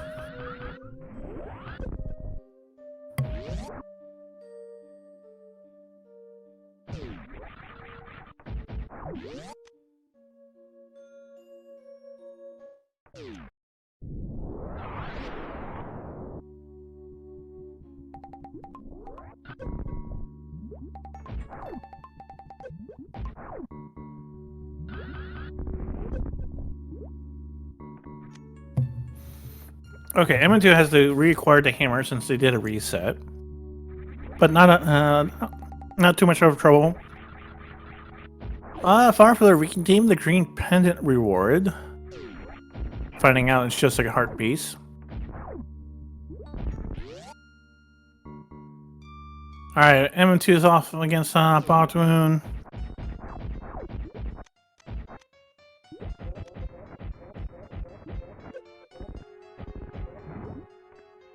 Oh, I didn't quite get a one round on Botwoon.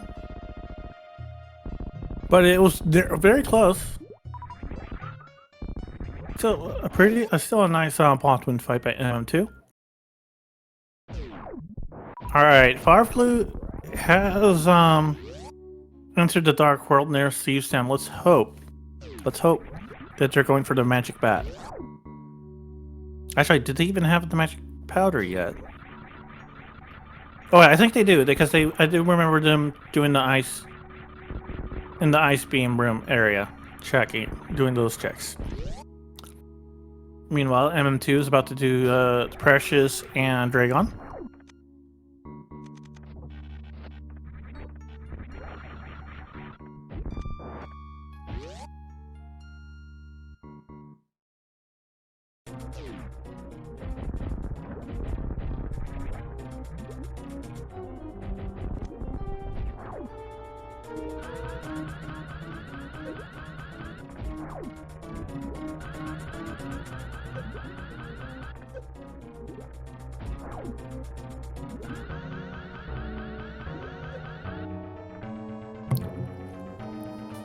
Is the full Happy still as fast if you have Shine? If you have a space jump, I wonder.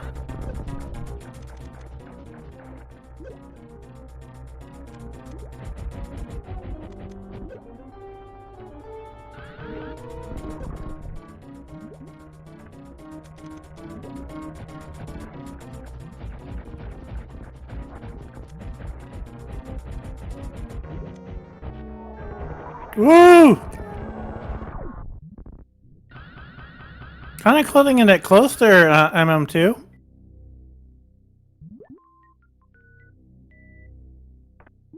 All right, that's another crystal for MM2.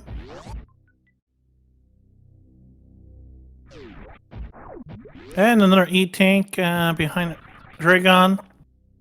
They don't really need the capacity per se, but might as well grab the get the free refill.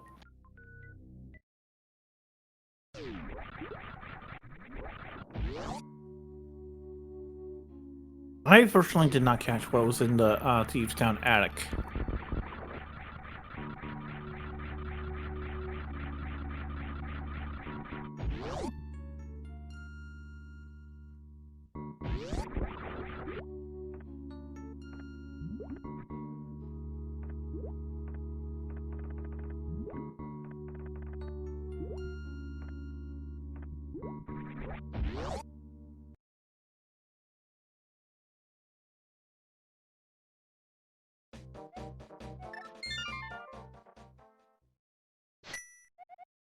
Alright, Emma 2 has returned to Zelda.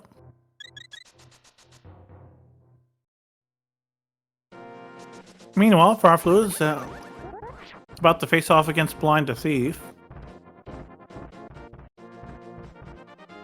Okay, so MM2 is going to go to Eastern Death Mountain.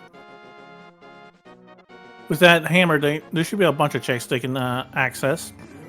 On top of using the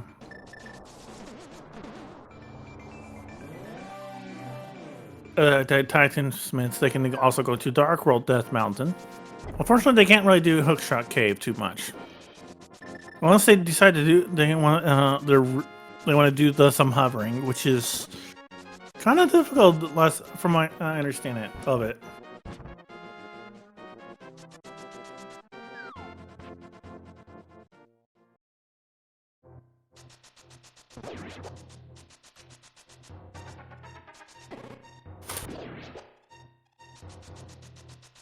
That's true.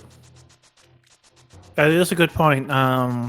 One chest in Hookshot Cave can be reached by blocking yourself with the boots, as Chats points out. Oh, there's Spazer, which is long after it's been made invalidated.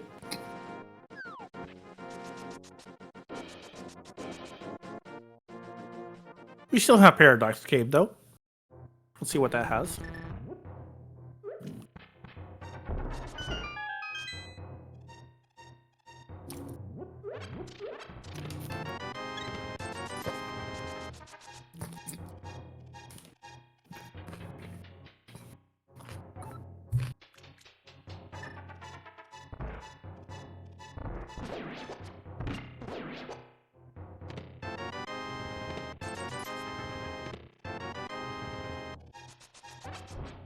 Well, we have a gold sword and a flute for MM2.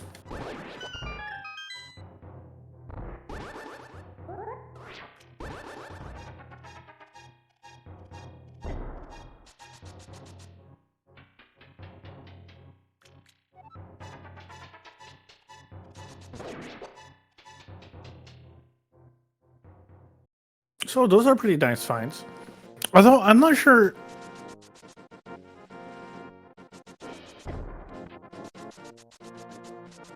Oh, the hookshot's in the Swamp Palace.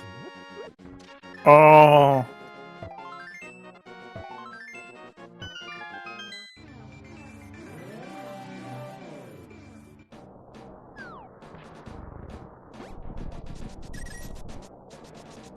Oh, and Turtle Rock needs the Ether Medallion.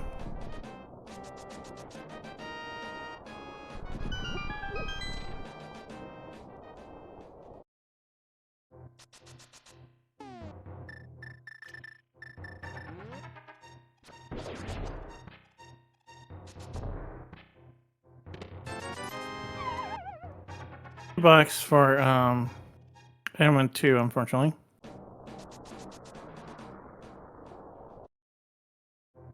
Yeah, that's really unfortunate that the one that Turtle Rock needs the one medallion they don't have. Oh, there's Charge Beam. And there's our Ether. In the Super Bunny Cave.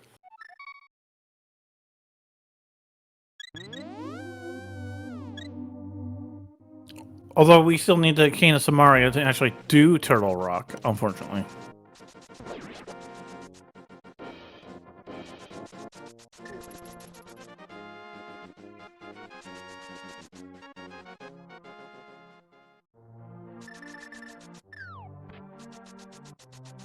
Alright. Okay. M2 is awakening the bird. The bird is the word.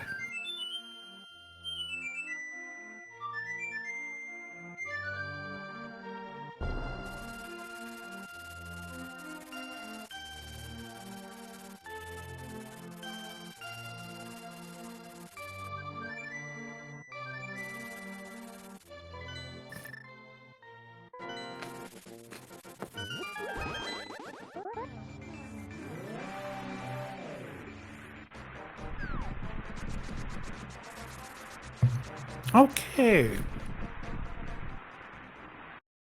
Alright, we have MM2 and Misery Mire. Farfel looks like they have just finished checking the western side of Swamp Palace. M2 gets another full heart container. I wouldn't be surprised at this point. They're like, I don't want any more heart containers. Alright.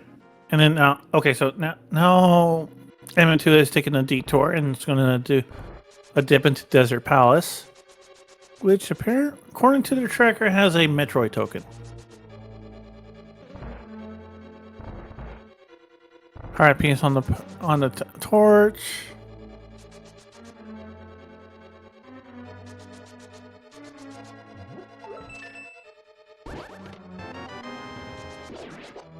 Alright, Compass Room had a key.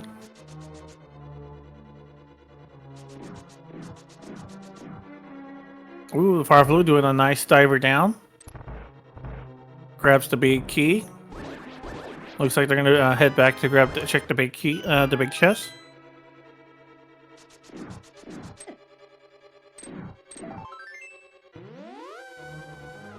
Alright, M2 grabs a piece of a heart. And a big key near the big key area. Oh, and Fireflow picks up the fire rod in the Swamp Palace big chest.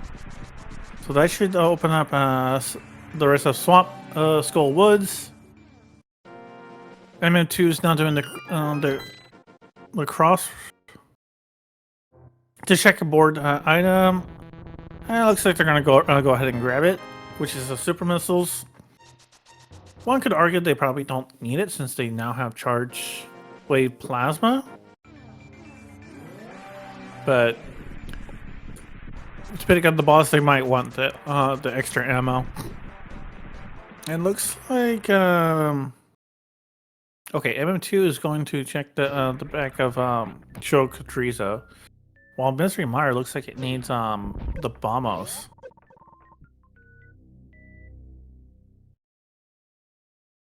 Oh, looks like we might have a double boss fight on screen here.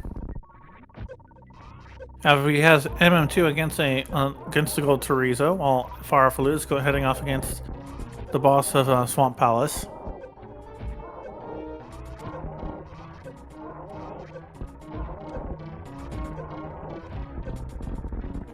And with the wave plasma and charge, MM2 base quick workup.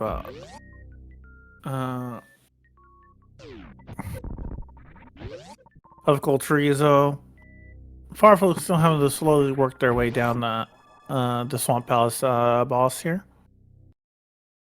This is actually probably one of the few fights where I think you actually want a better sword if you can get it, so you can one-shot those little creatures that fall around the boss.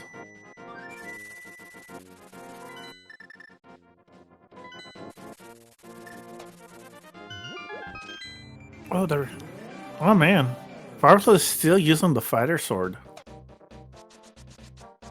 I gotta be awkward.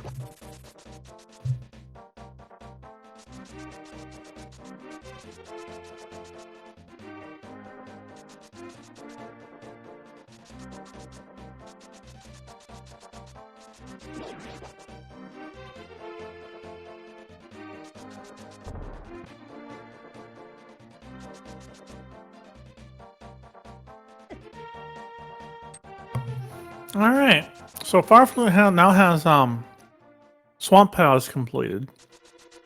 That not along with Steve's Town does put Firefly in the lead in terms of crystal count. However, MM2 has a lot more progression.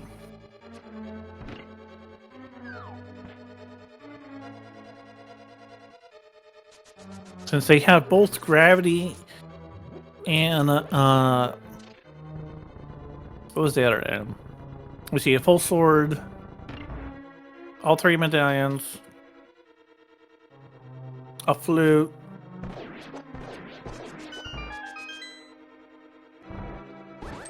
charge beam. Actually, oh wait, I forgot that Firefly does not have Dragon, so that actually narrows the lead a little bit more than I was thinking. Oh! I just noticed that Firefly is doing the Eastern Death Mountain, so they now have their so they now have a Master Sword and what was the other item?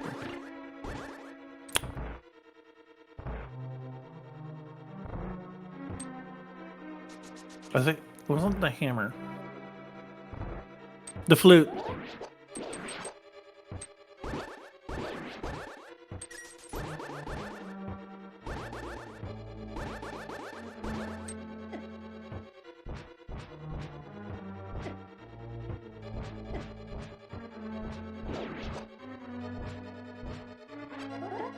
Correct. Hammer was in Pink Meridia. It's locked behind the speed booster.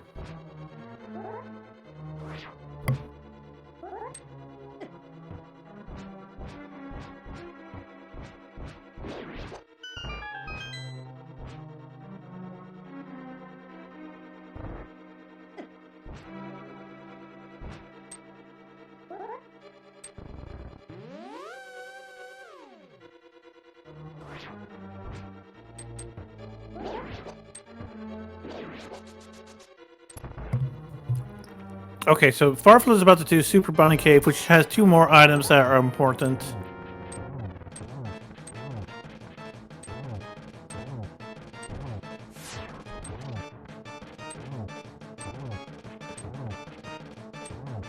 So they got now half charge and their Ether Medallion.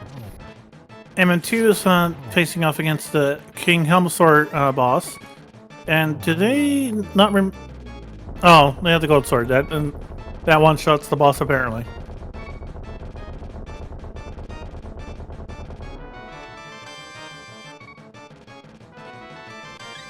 Yeah, at this point, that makes sense. It's 2 sword hits is a lot. Oh, the Gold Sword is 2 shots, but that's still a lot quicker, I can see. So at this point, the question is, as chat points out, this race is not going to probably be... Oh, there's Ice Beam and Hookshot Cave. So that's very nice. So Farflu now has a full beam combo.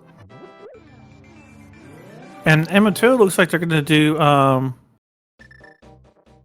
Ice Palace without the Fire Rod. Although they do have Bombos to make it work.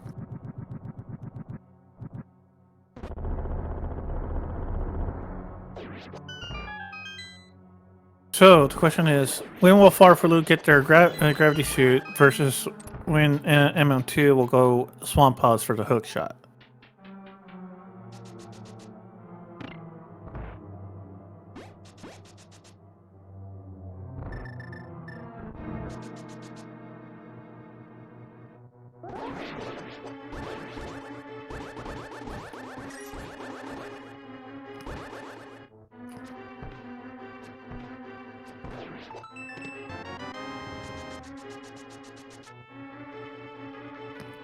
Oh no. I don't think it occurred to Farfaloo that you can access the magic bat with the mirror.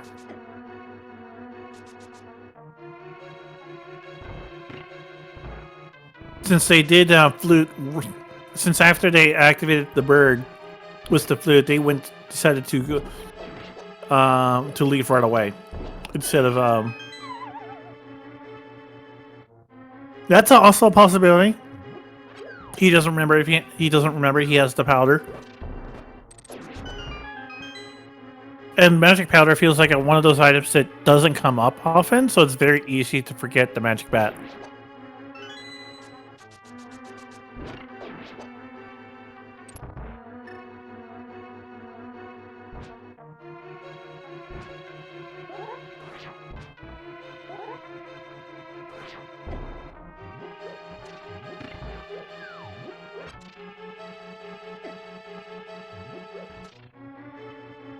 Race to the last location.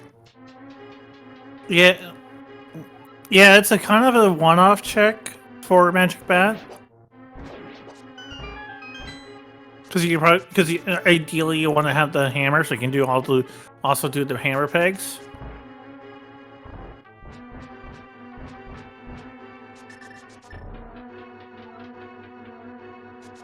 Or SMZ3, I don't think it's quite as likely. It'd be as bad if they last location the hook shot. I mean, unless like the case of some areas are like real. I don't think, because they're gonna have to do Swamp Palace at some point, anyways.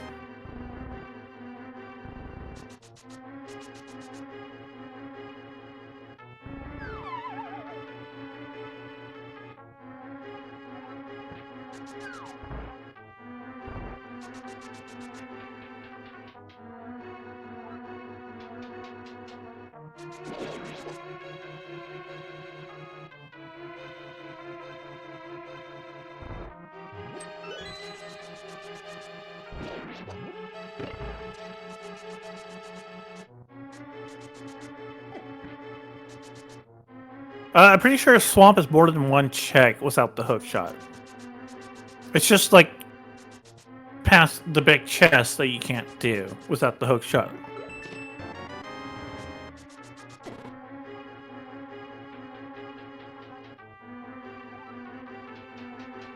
Then again, I could be mistaken because I am not super. I am by no means a Zelda 3 randomizer expert.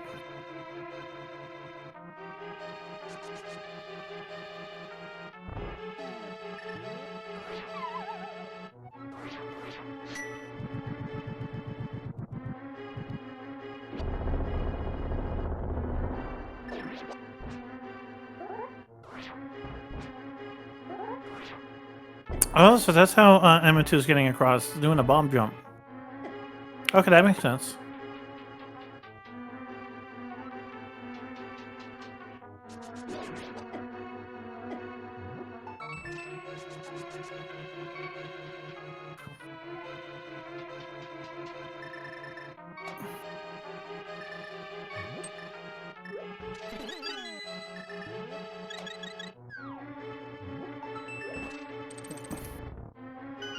That's true.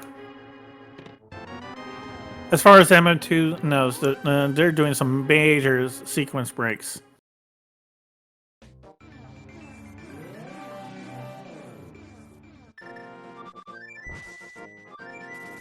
Yeah, Ice Palace didn't turn out.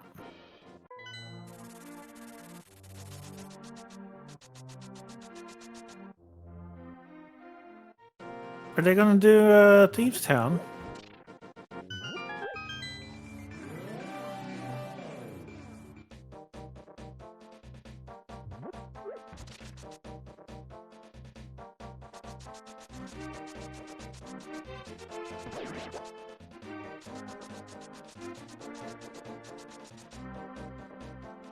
Oh, it's hammer pegs.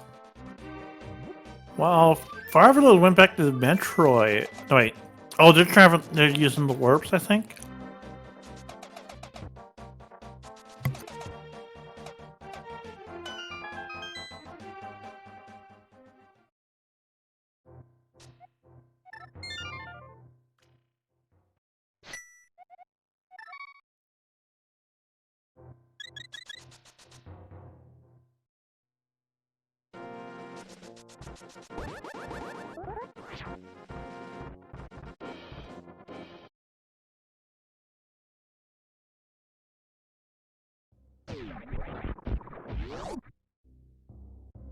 Oh, this is interesting. We have Fire Flute and Ice Palace, but instead of a missing hammer, they have a missing excuse me. Instead of a missing hookshot, they have a missing hammer.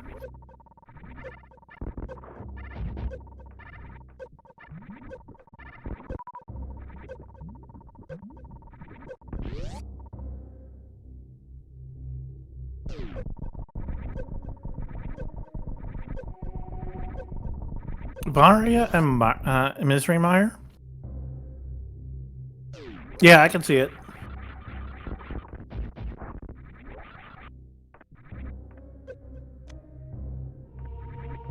It's certainly possible.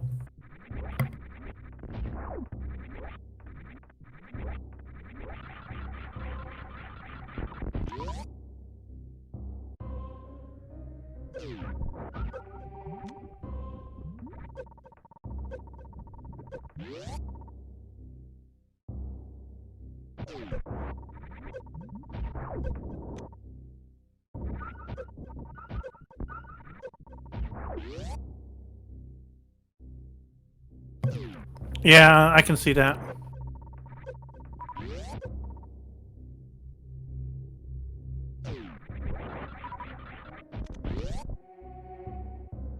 So M2 is retracing the Bubble Mountain checks and probably Croc that Fireflu found was a bus. Ice Palace was also a bus, so that's a bus for Fireflu, unfortunately.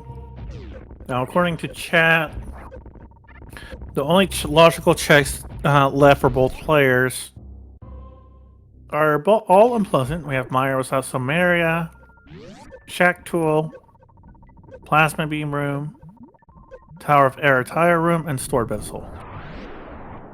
Yeah, that's probably that puts it. That's a good way to put it, Duke. They're exchanging their busted trips.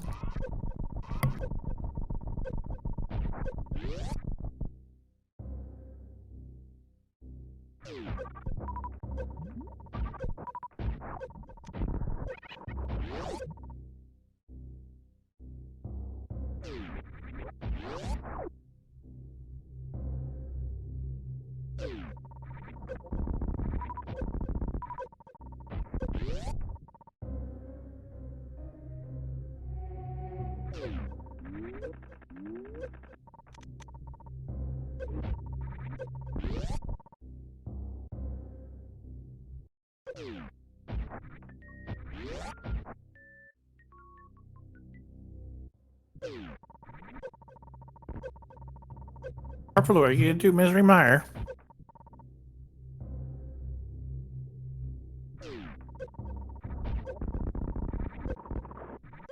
Alright, Farfel is doing the Misery Mire, so we'll see if we find something of value down here.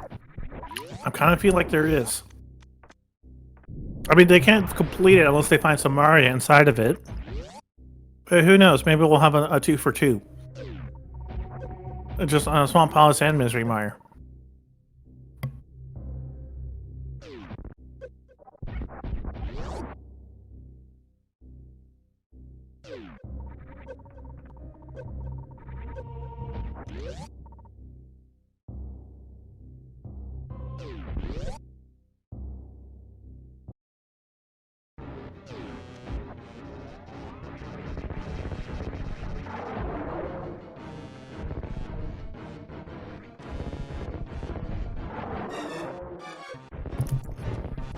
Although it's nice to have charged plasma for Croc, since it makes for a very quick fight.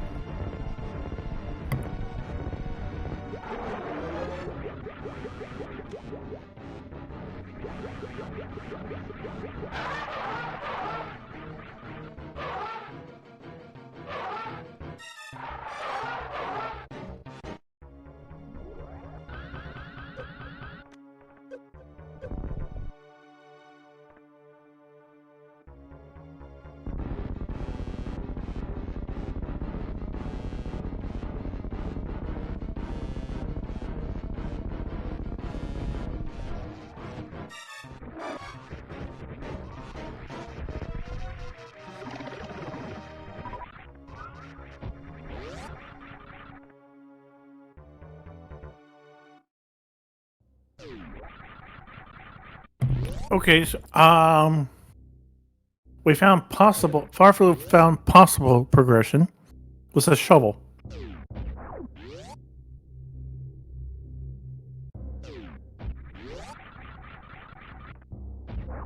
It could, but we'll have to wait and see if that shovel actually leads to progression or is a troll.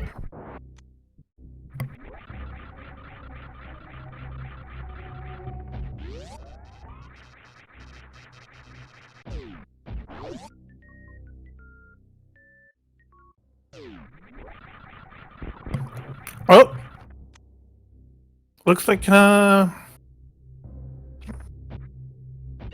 Nico called Varia. Varia was in Misery Mire.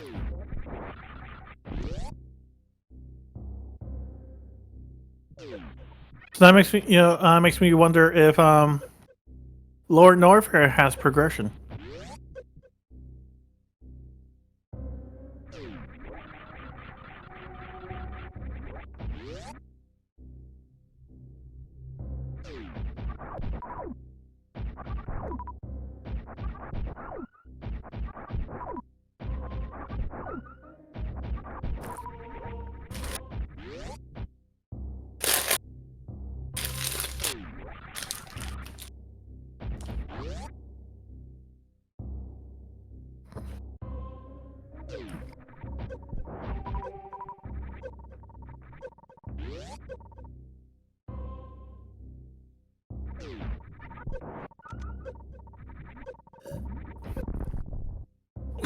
Oh, nice! Farfaloof on Ice Rod.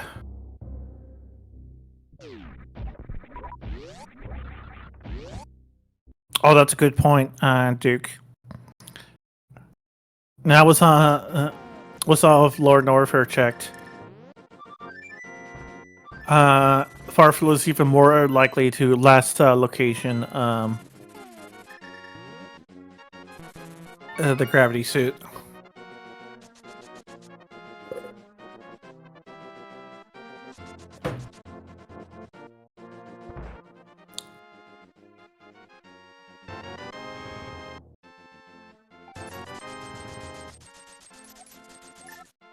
Okay, MM2 picking up a mushroom for that excuse me.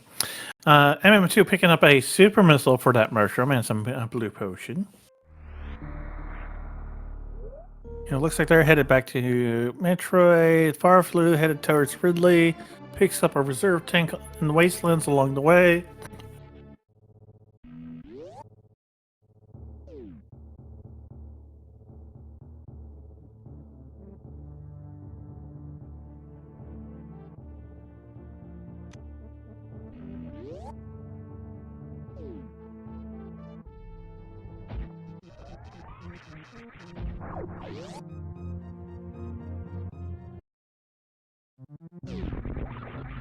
I think Farflu forgot they don't have gravity suit.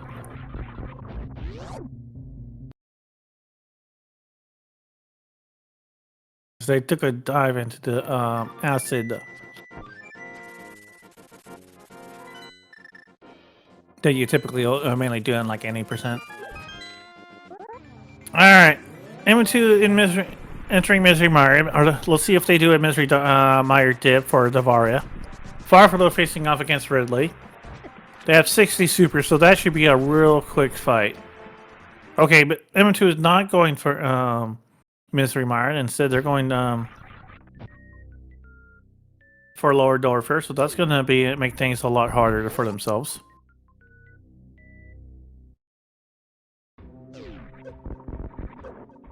Okay, it looks like MM2 is going for a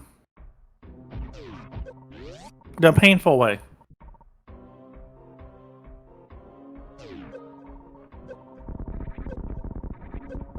Ooh.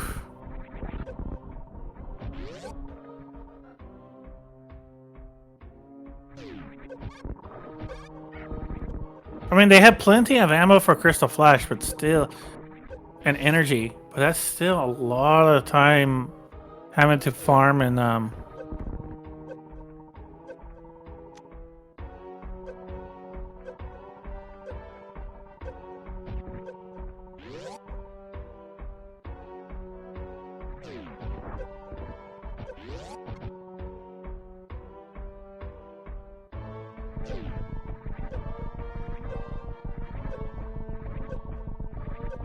I think it really depends on how long their power bombs count last. Because I mean, so they have to do a few Crystal Flashes, but that's not a huge loss of time.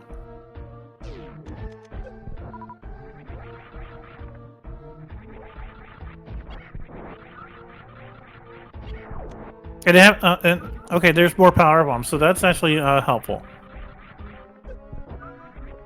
for this Grand Hill run.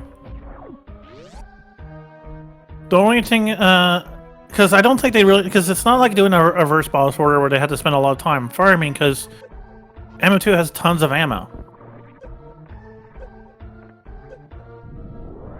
Oh, yet. Nice catch on chat. They had runners had a high five, and there's our lantern.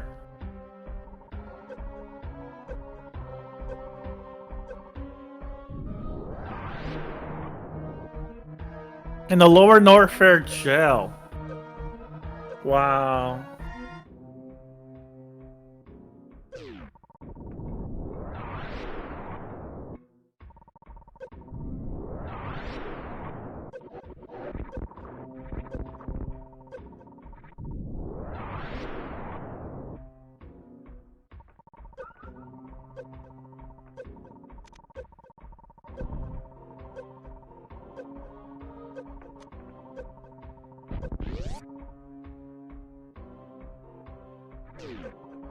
Oh, did Farflu found the King of Samaria?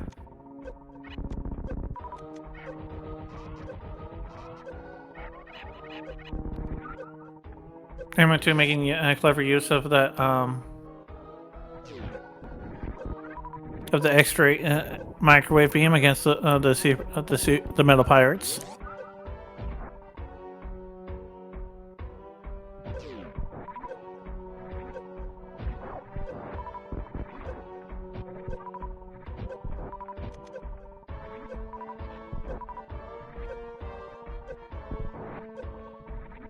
Okay, so M2 is going to farm up some ammo while letting their health drain, I guess, so they can do another Crystal Flash. So that's a bit of a time loss, but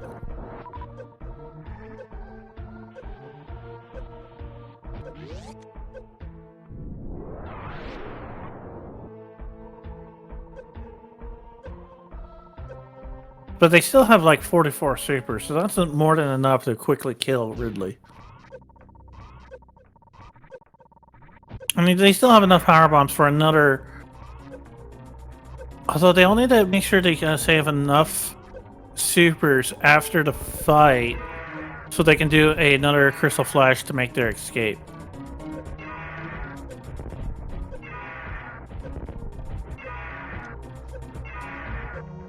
Yeah, that's okay, so MM2 is using some of their charge wave plasma, which is definitely a good. Oh, there it is. We have a dead Ridley for MM2.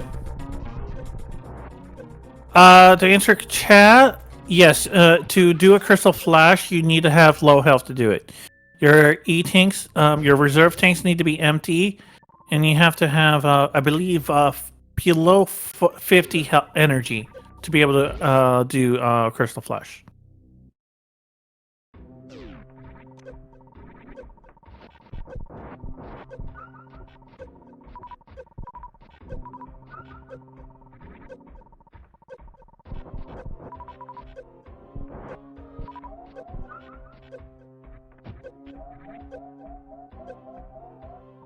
Okay, so M2 is having to wait their health drain to do another crystal flash to make their escape.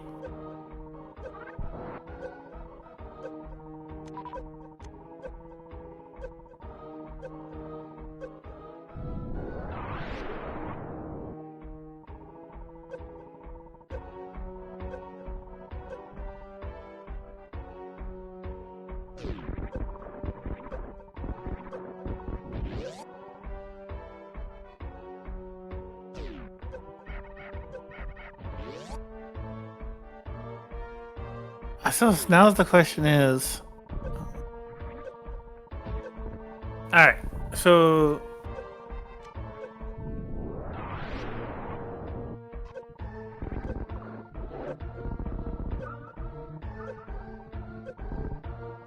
Flute was in Eastern Death Mountain in Paradox Cave, if I remember correctly. Oh, it was Dark Death Mountain. Wait, I thought Dark Death. No, I thought Dark World Death Mountain had something else. I'm pretty sure Dark Death Mountain had something else.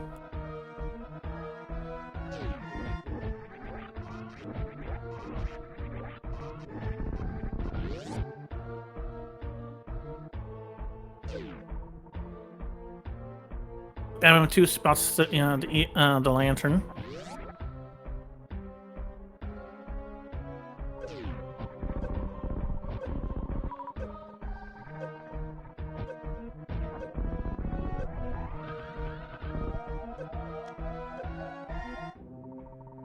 Okay, looks like MM2 is going to go for the lantern.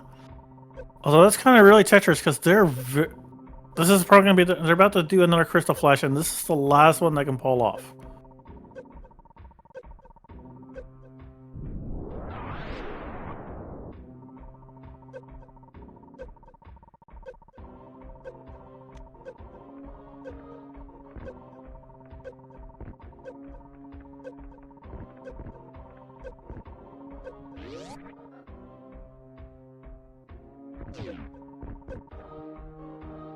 Oh, M2 is grabbing the lamp for it because they don't have a fire rod. Where was the fire rod? It was not Hookshot Cave because that had ice beam. Pretty sure it might have been. Oh yeah, Big Chest Swamp.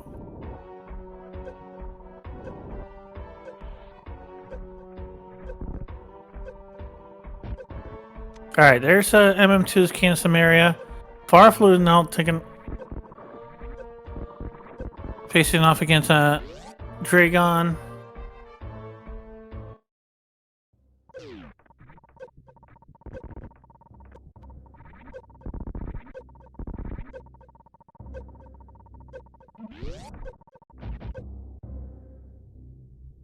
Yeah, I feel like at this point,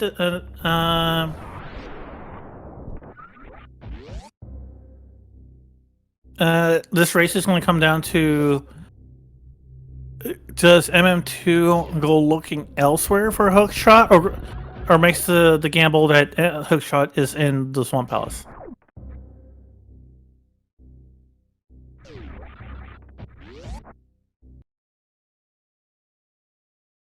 If he goes looking for the hook shot, he might.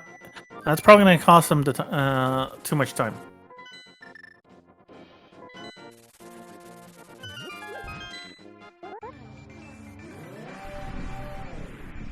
Okay, looks like MM2 is doing Mire. Or, oh no, they're doing Desert Palace.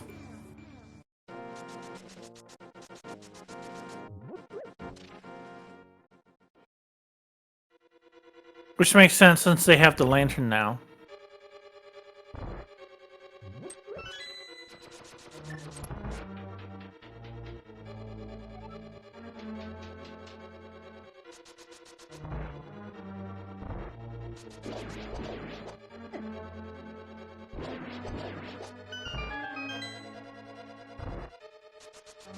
Alright, Farfaloo finds Stair Hammer.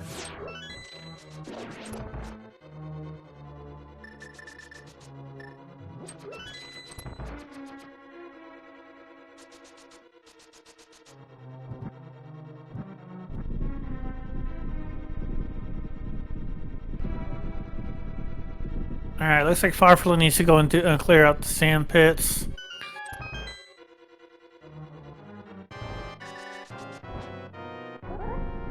Oh, they're just going straight through them.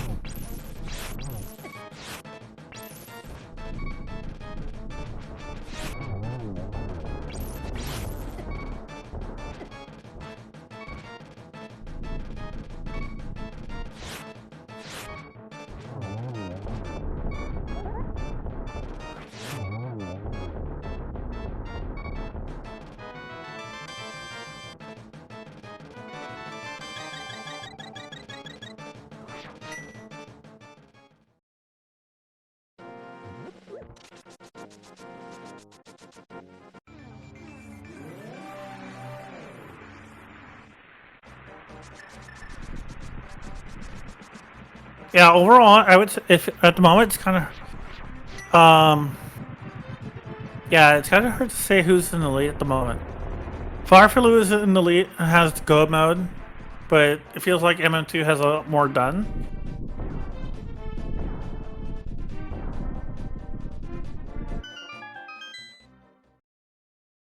The tracking website can be a little bit finicky.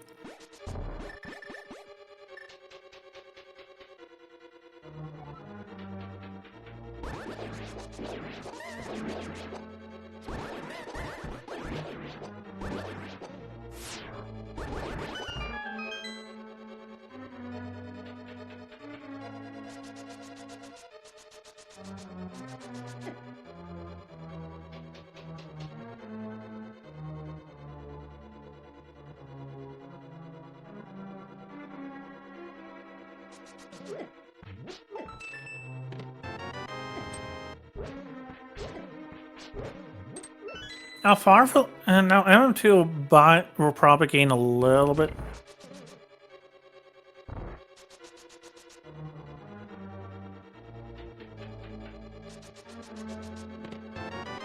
It will probably gain a little bit of time in Misery Mire since they're not having to double dip. They're gonna probably be able to complete this on their first go, since they already have to gain some area.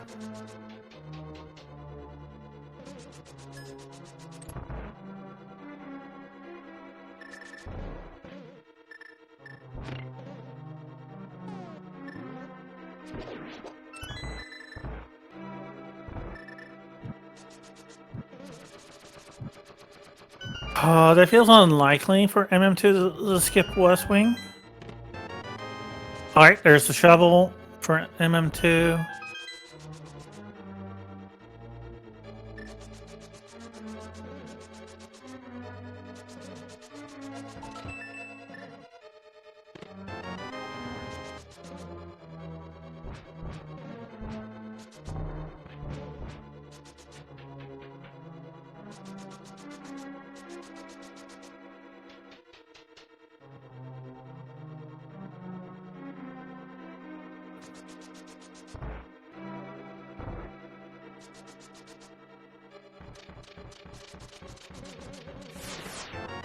Alright, M2 now has their Varia. They're probably wishing they had that like 5 minutes ago.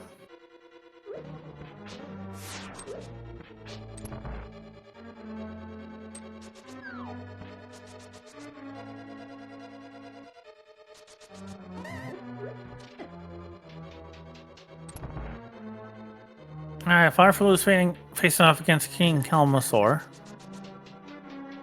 Although since they don't have the butter sword, they opt to switch to the silver arrows.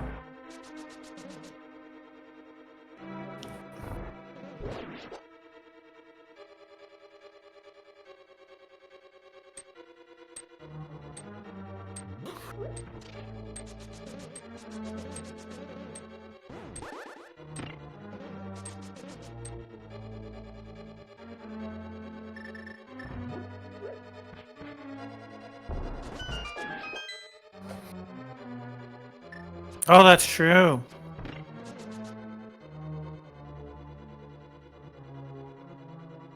Not to mention that if Fireflu doesn't go back and get those swords, which is probably, and it's all likely he won't go back for them. They won't go back for those swords. Farfelu is going to have a much harder Ganon fight. It's not a huge time difference, but it's a minor advantage, as chat says.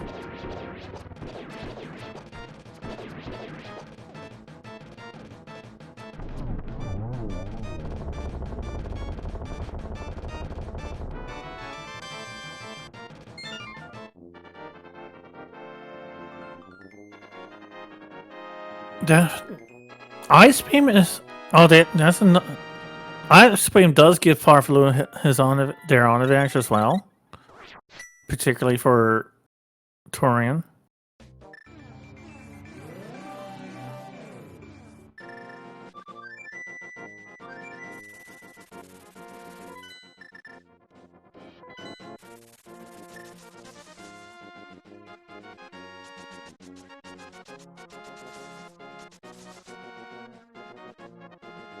Okay, oh, MM2 is going to do the digging fetch quest.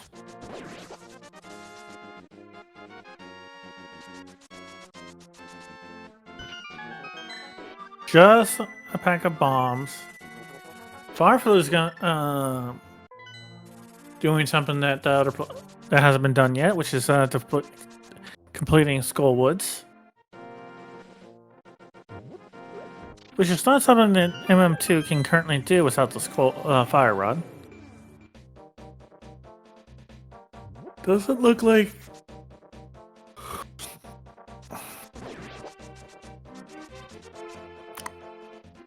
Oh no, MM2. Not the Thieves Dungeon. Oh, this is going to cost MM2 some time here.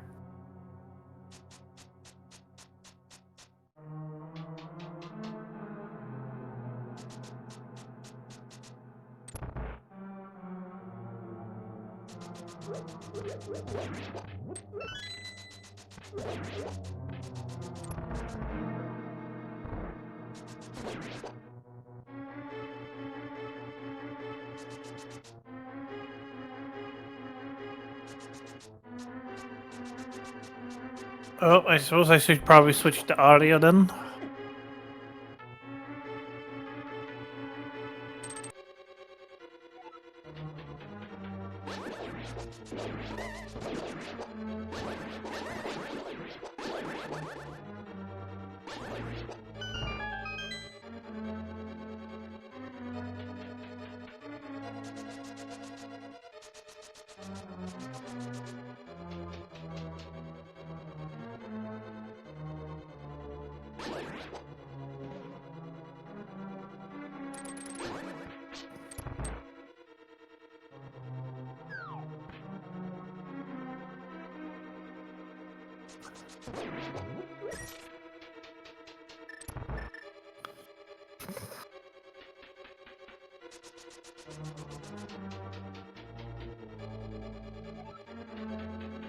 Alright, looks like we'll pretty soon have a double boss feature.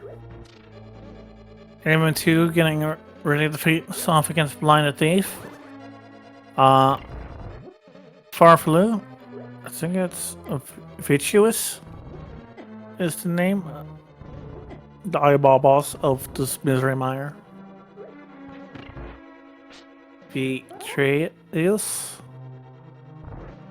It makes me think Hindu.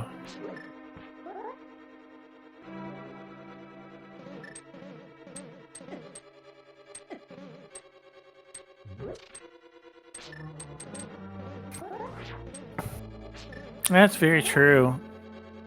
Edmonton's been playing well, but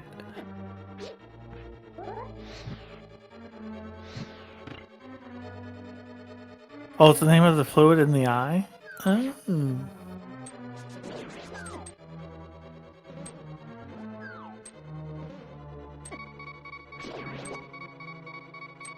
Oh gosh. Farfeld's going to drive me nuts with that heartbeat low health alarm.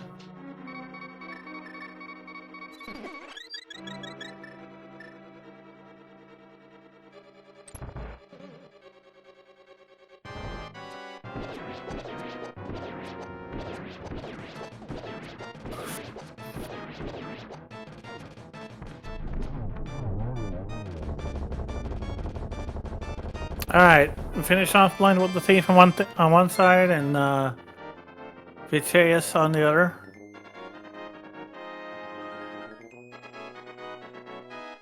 Hammer 2, please do Swamp Palace.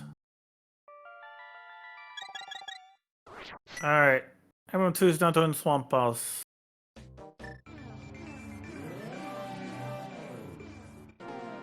Or we could do, oh, is it Rhea? Oh no, M2 is doing the pyramid. Don't do pyramid! It's a trap, M2! No! It's a trap!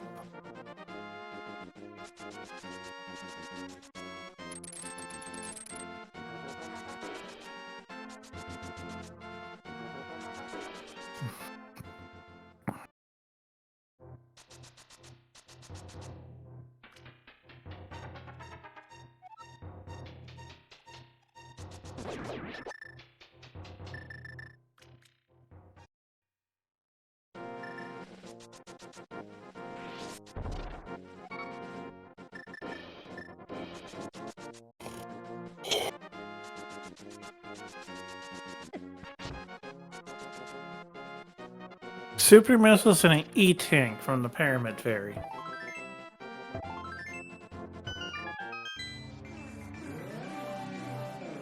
Meanwhile, Farflu is now ready to do Turtle Rock.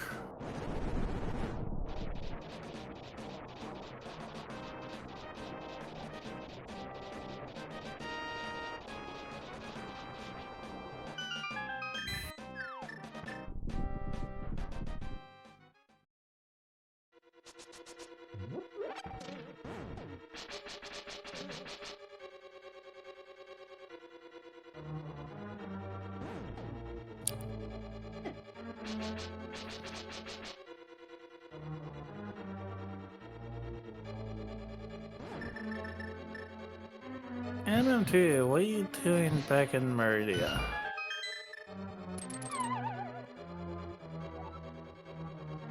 Oh! Oh no, MM2 is doing Plasma Room. Oh no.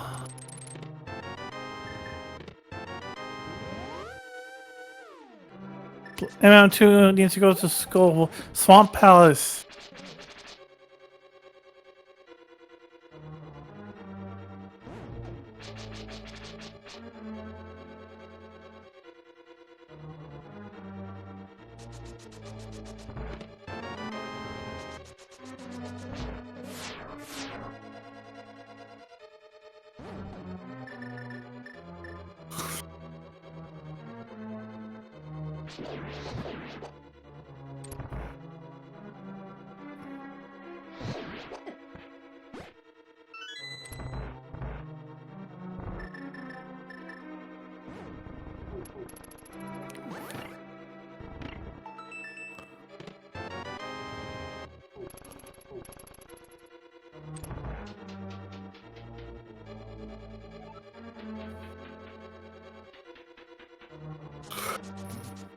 So yeah, it's just Hookshot in school, Swamp Palace, and then past, and then towards the boss, you find the big key, and then you check the big chest for the fire rod. You don't even have to check the West Wing. Here comes Shack 2 from MM2.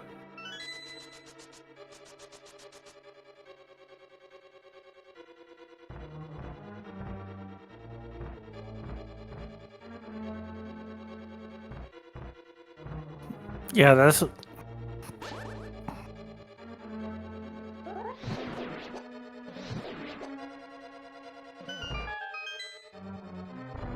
It could be a single arrow.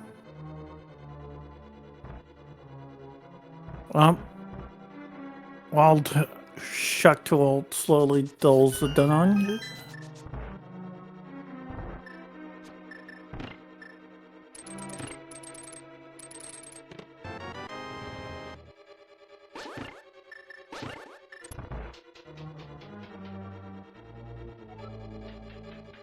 Arrow of Destiny has already been seen. What else can we troll the players with? Regular bombs, maybe?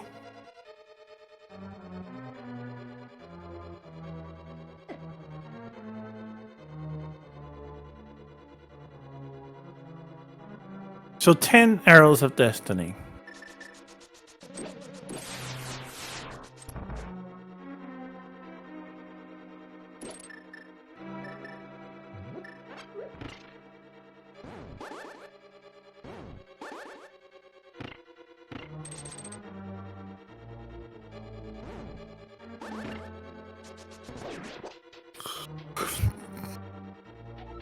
Alright, Fireflu about to face off against Trinex. And then probably Ganon afterwards.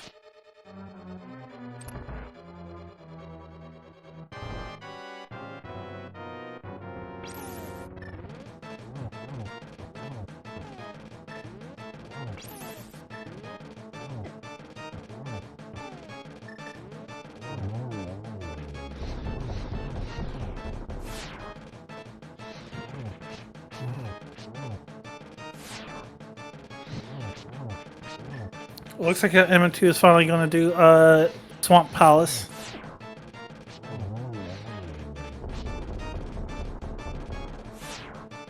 Powerful is taking care of the 2 extra heads for Trinex. I'll now go for the final head.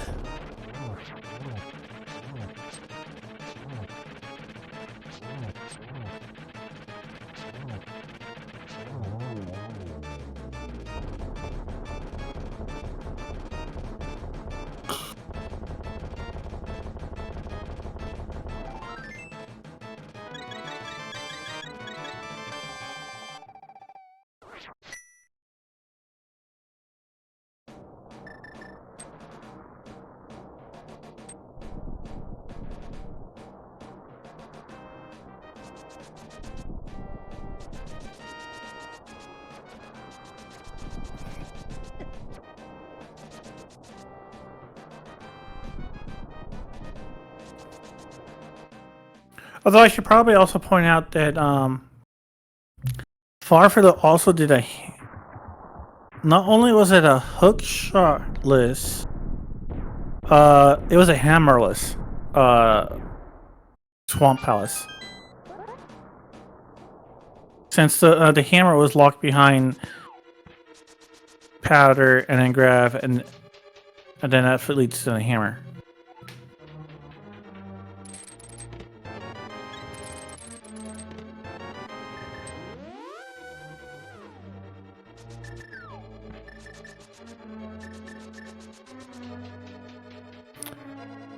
Flute was in Paradox, yes.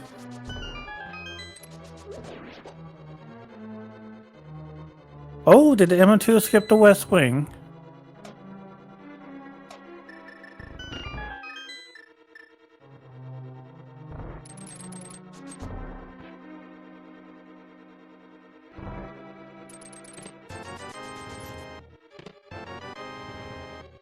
Oh no. M2, are you not going back for the big chest? Oh no.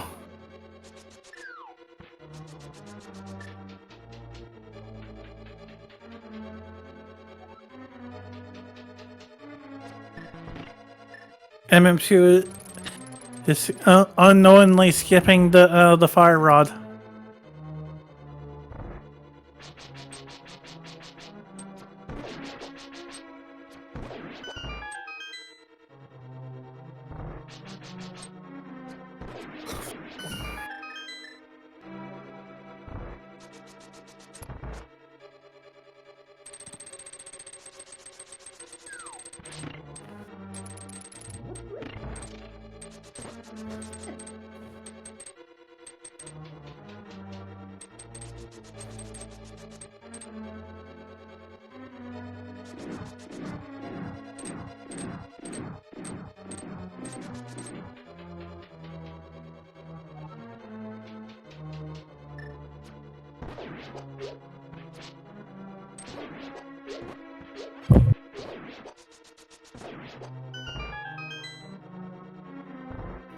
Alright, MM2 has their Swamp Palace. Will they go back for the Fire Rod? Where are you going, MM2? Are they going to the Hookshot Cave? Oh no. MM2 is going for the Hookshot Cave. He's leaving behind the Fire Rod unknowingly.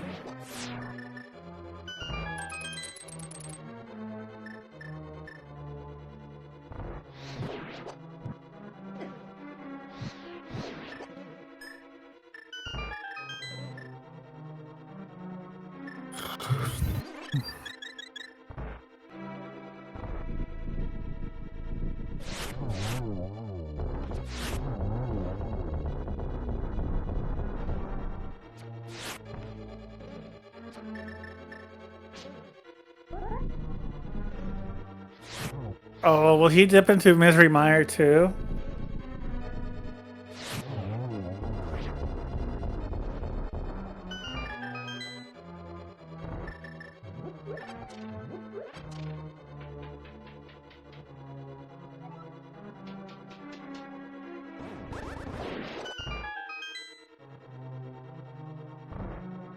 I mean, well, MM2 dip, have to dip parts of Turtle Rock.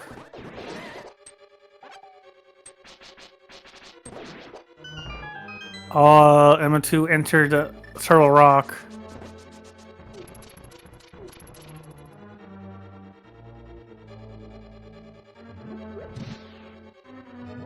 Yep.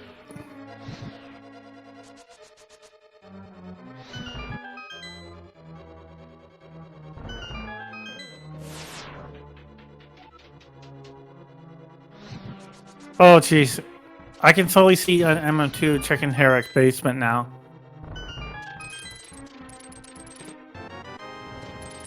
Oh, there's bombs in Ganon's tower.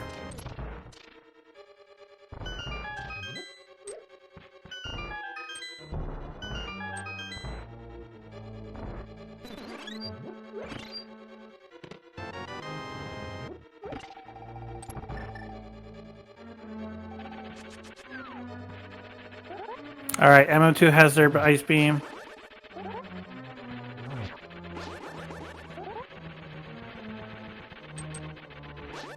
Oh man, what the heck was Farflu's King Mordorm doing? It just got stuck in the corner.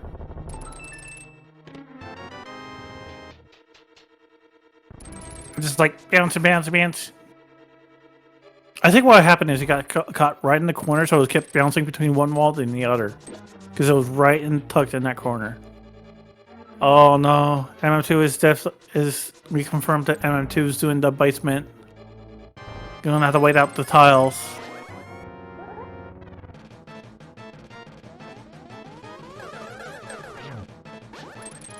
Alright, one hit on Aga 2. Two. There's 2 hits. That's 3 and 4 hits on Aga 2.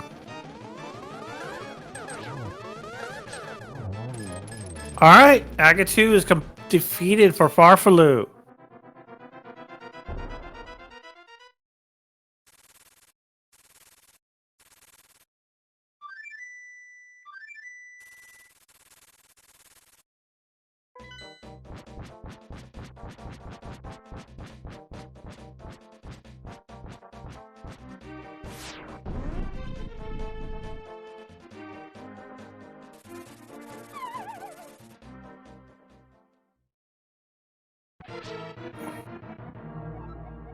Alright, Farfelu's facing off against Ganon. Unfortunately, they only have the Master Sword, so they have to rely on spin attacks to do any sort of damage. They can't just swing their sword.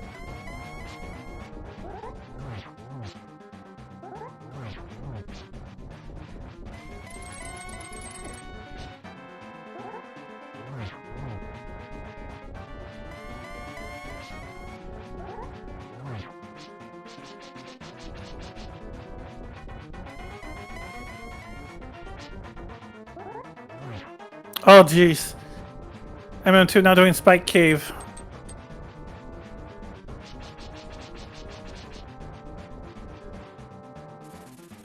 They couldn't make it to the end in Spike Cave. They died. Oh, wait, they used their fairy. Never mind.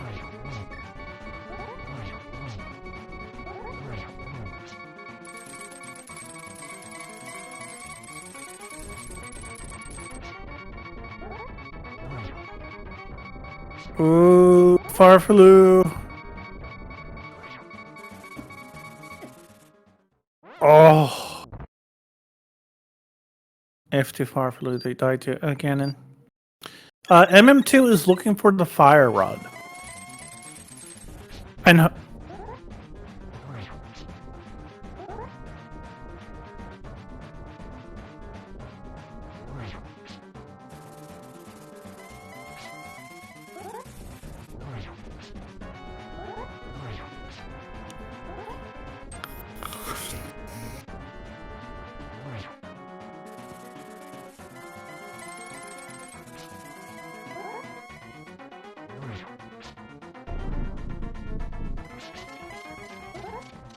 gotta think about it. Did we find any of the red or blue mail for?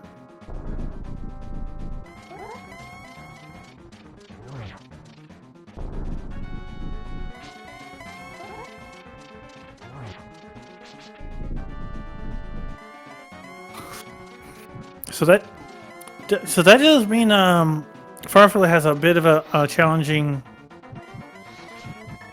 Ganon fight. Thankfully, they're in the last stage. Unfortunately, they didn't get the lamp glitch, but they have silver arrows, so that makes things easier. So it's not a huge deal to not get the lamp glitch.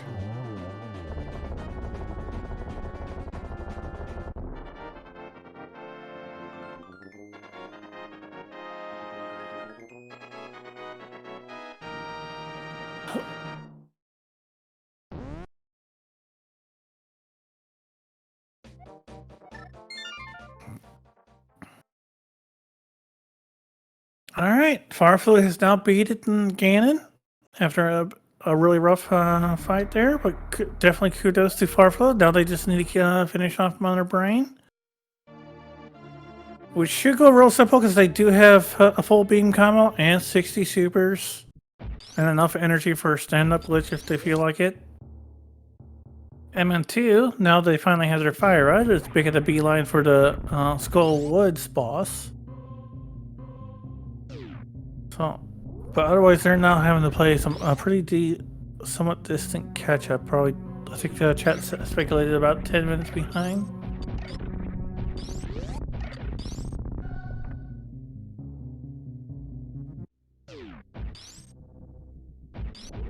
Ooh, yikes. MM2 got grabbed by the Wall Master.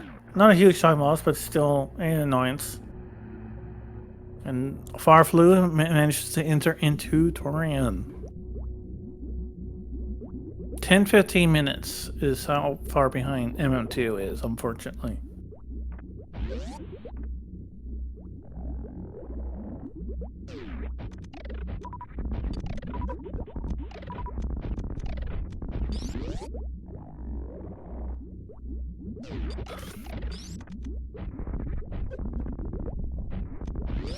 Alright, let's see how... First Metroid run by Farfaloo is pretty good. Looks like the second and third has had a few stumbles. So the third one had a nice recovery.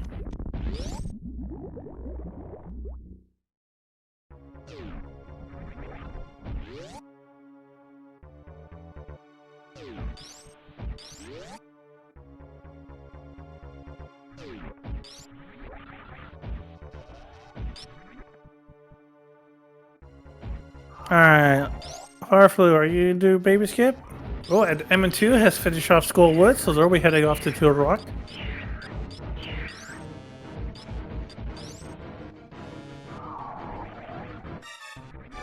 Oh, was that the old... Oh, I haven't seen that Metroid skip in a while.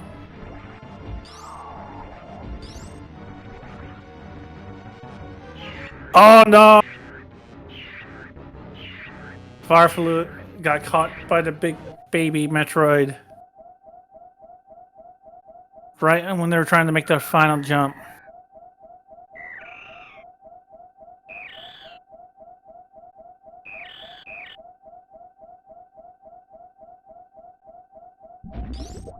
I don't think they cleared enough of the moss on the bottom there, was what happened.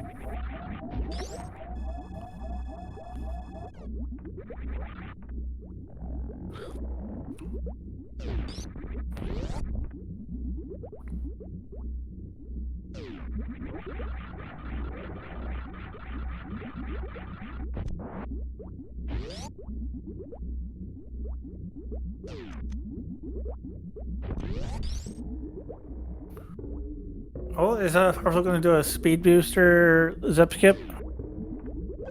Yes. That's a bit of that's some showing off of short charges there. That's a pretty tight 3-tap, I think. That's a pretty tight 3-tap short charge to pull that off, if I remember correctly.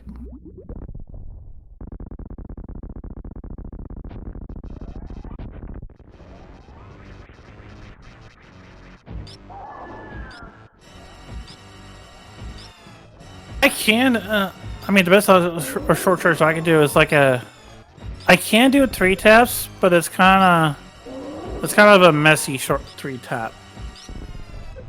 It's enough for fast pillars, though, at least.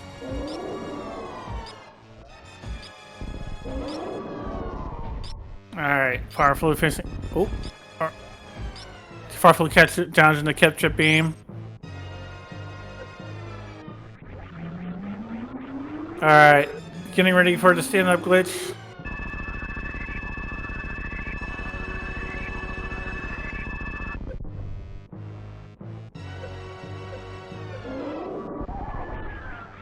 Alright, they're all Farflu set themselves up for this.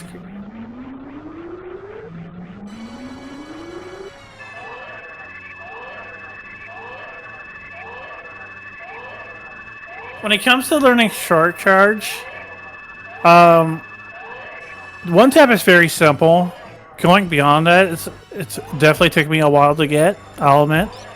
To get the stutter, one of the things that I know the stutter eluded me for a while until I realized what you're basically doing is that you have to kind of make use of Samus's momentum.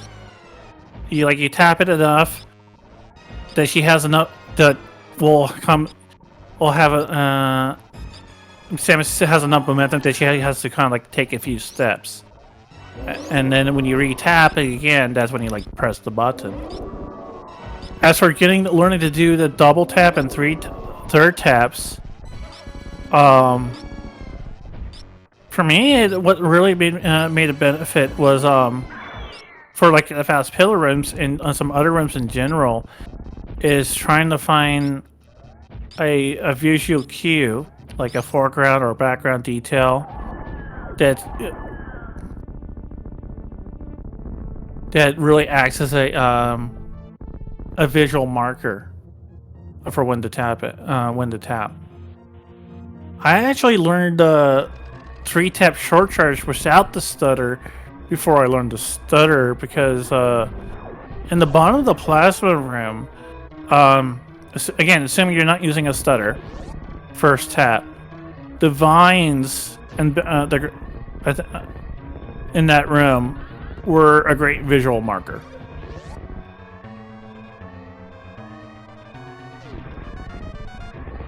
And that room is small enough that you kind of had to do a short charge of some kind to get a blue suit.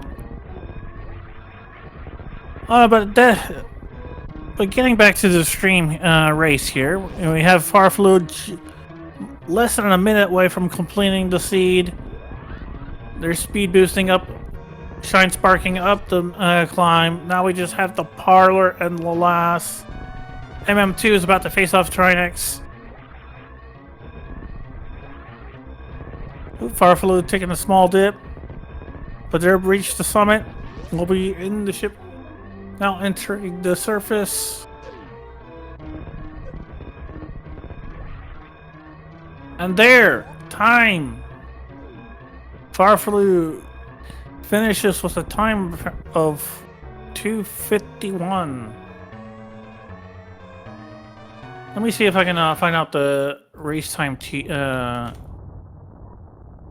What's the official race time scores were?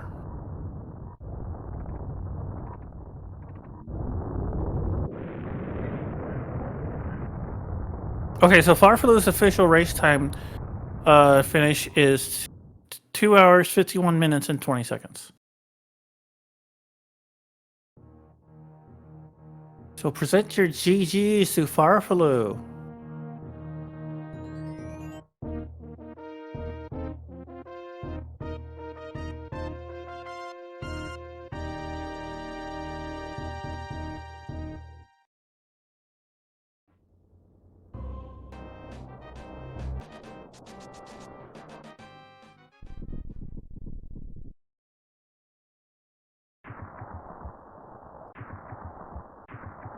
Alright, we now have MM2.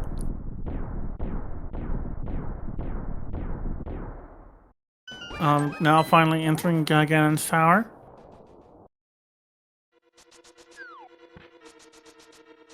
I did not see where the big key was for Ganon's Tower, so let's see if we can find that out.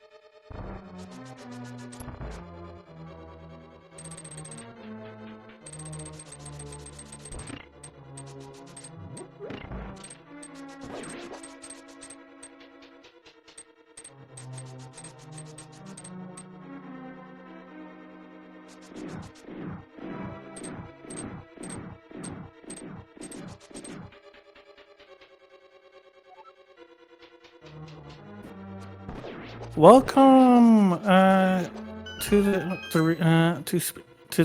stream chat, Farfalu. Congratulations on your win. Thanks. That was not an easy seed. I was so not confident with all the last location and how messed up it was, but yeah, it was fun. Yeah, I know a lot of people were kind of commenting on it. It was a pretty trollish seed there. There was kind of moments where it kind of came down to who would like last location your go mode. Yeah, I tried to follow the logic since it was normal, and I was expecting suits pretty early because, well, there was pretty much nothing else left. But people in my chat told me MM2 just played this like a hard seed and probably full clear suitless Meritza or something like that. So yeah, that's definitely a big time loss, which I tried to avoid, knowing we were normal. But if this was rolled as a hard seed, I would probably have done the same and just sink a lot of time. Yeah, he definitely played it like it was hard seed. He actually hell run Ridley. Yeah, but I was also thinking about that, but not on 5e tanks, unfortunately. Because everything else, the safeties were pretty good, but with just 5e tanks, I decided it could wait. Yeah, I think that's like doesn't like a reverse boss order usually goes with like 7, even on the world record runs. Yeah, I go with in RBO. I go with 6 E-tanks for the lava dive, but then you get one at Fire Flea. So when you fight Ridley, you have 7, and you're guaranteed to get a refill after Ridley, which you don't here. But with 35 power bombs and 60 supers, it's not really a problem. But just the ammo management is so much harder when you have only 5 E-tanks. I see we're also joined by MM2. Yo, GG's. Hi. Did you I kill my forgot. brain? No, I'm like actually 30 million years behind you. Oh. I like had many disasters. Not execution. I only had 3 minutes of execution disasters. Everything else was I last located hookshot logically, and I second to last located fire on for go mode, and also hell ran LN. So Yeah, I had a great time. Yeah, I guess so. I tried to follow the logic since it was normal and I was expecting suit early because there was pretty much nothing else left. So I think it helped me a lot here. Yeah, that's fair. I think what kind of did me in was I was expecting Vary to be the logic, so like just Vary to be the logic in like back of Thieves Town or something, or like second chest swamp, and that would lead to the powder to gravity and the rest of the chain. But it was hookshot instead, and I was hoping to find hookshot in mire or something, and then it kind of I just got owned. But I also played like crap, so not really gonna complain too much. At least you got Gold Sword. I suppose it was in Meridia. There were 2 swords in Meridia. There was the one in Monoturtle, and there was the one in West Endpit. And I kept both of them. And then I got the one in Paradox Cave, and I was very sad. I almost died to Cannon because I'm out of practice. Oh no. Yeah, I think you just like had a way better route with Samaria or Go mode. My goal was it was Hammer because actually wow. I got powder out of logic and never dared to check that because I knew there was something had to be in swamp or ice. So I went to swamp and then found hook. Yeah. Followed that and actually I got my gravity pretty late, so that's why I got hammer as go. Yeah, that makes sense. Gravity late is kind of just super OP because you skip all of you skip clearing all of Meridia and you skip a bunch of shit. But I think I forgot that powder was out of logic because I got powder and then I did 50 million other things, and then I was like, okay, I'm just gonna do powder and then I'm gonna do Thieves Town and then I'm gonna do swamp. After I finished, like I had bow, so I cleared Eastern, and then I did pod with no hammer, and then I did Pyramid Catfish to finish off the Darkwood loop with mitts. And I forgot the power was out of logic, so I think Swamp would have been a better consideration, but in my mind it was just Swamp's just so slow, so I didn't do it. Did you like do Swamp in your first Darkwood loop? I can't remember. No, because I skipped Kraid. So in my first Darkwood loop, yeah, I skipped that. And then, yeah, I was talking about that with my chat, and because I always do it, even if it's a pendant, but I decided that today it was a nope. But yeah, after my first Dark World loop, I went back to Kraid and did all the Upper Warfare hell runs. Ice Beam, Bubble Mountain, even Croc. And there was nothing there except powder, so it felt pretty bad coming back. And then I knew something had to be in ice or swamp, so just decided to do it. Yeah, that's fair. Oh gosh, I did ice early. Like you knew me, I always do ice high jump when I'm in Business Center at the start of the game loop. Yeah, so I would have done it actually, there. But I was on 1 E-tank, so decided not to. How did you get 1 E-tank? Did you? I think you probably just got out of early game way earlier than me too. Or did I? Yeah, because I skipped Kraid, so I didn't. I had like 3 E-tanks. I did Brent loop first. Did you do Brent loop first? Oh, you're right. Yeah, you're right. I had Oh, you three had one tank max, but I Oh, was okay. only I at misunderstood. 100 HP or something like Okay. that. Yeah, in that case, I think Kraid Refill is kind of OP because it's only like 10, 12 seconds, but it lets you get the checks. So I usually think it's worth it to just to get the extra checks in. At least that's how I play SMZ3. Is because Totally, you're but probably gonna do the checks anyways. I don't know. I just felt like skipping. I didn't create tonight, Yeah. which I never do. That's yeah. I don't know. Green Pendant Kraid skip is kind of unhinged in my opinion, but I mean it works out. Look away, by the way. Don't look at my screen. Oh, well, I missed the 8 jump baby skip, so it's probably not worse.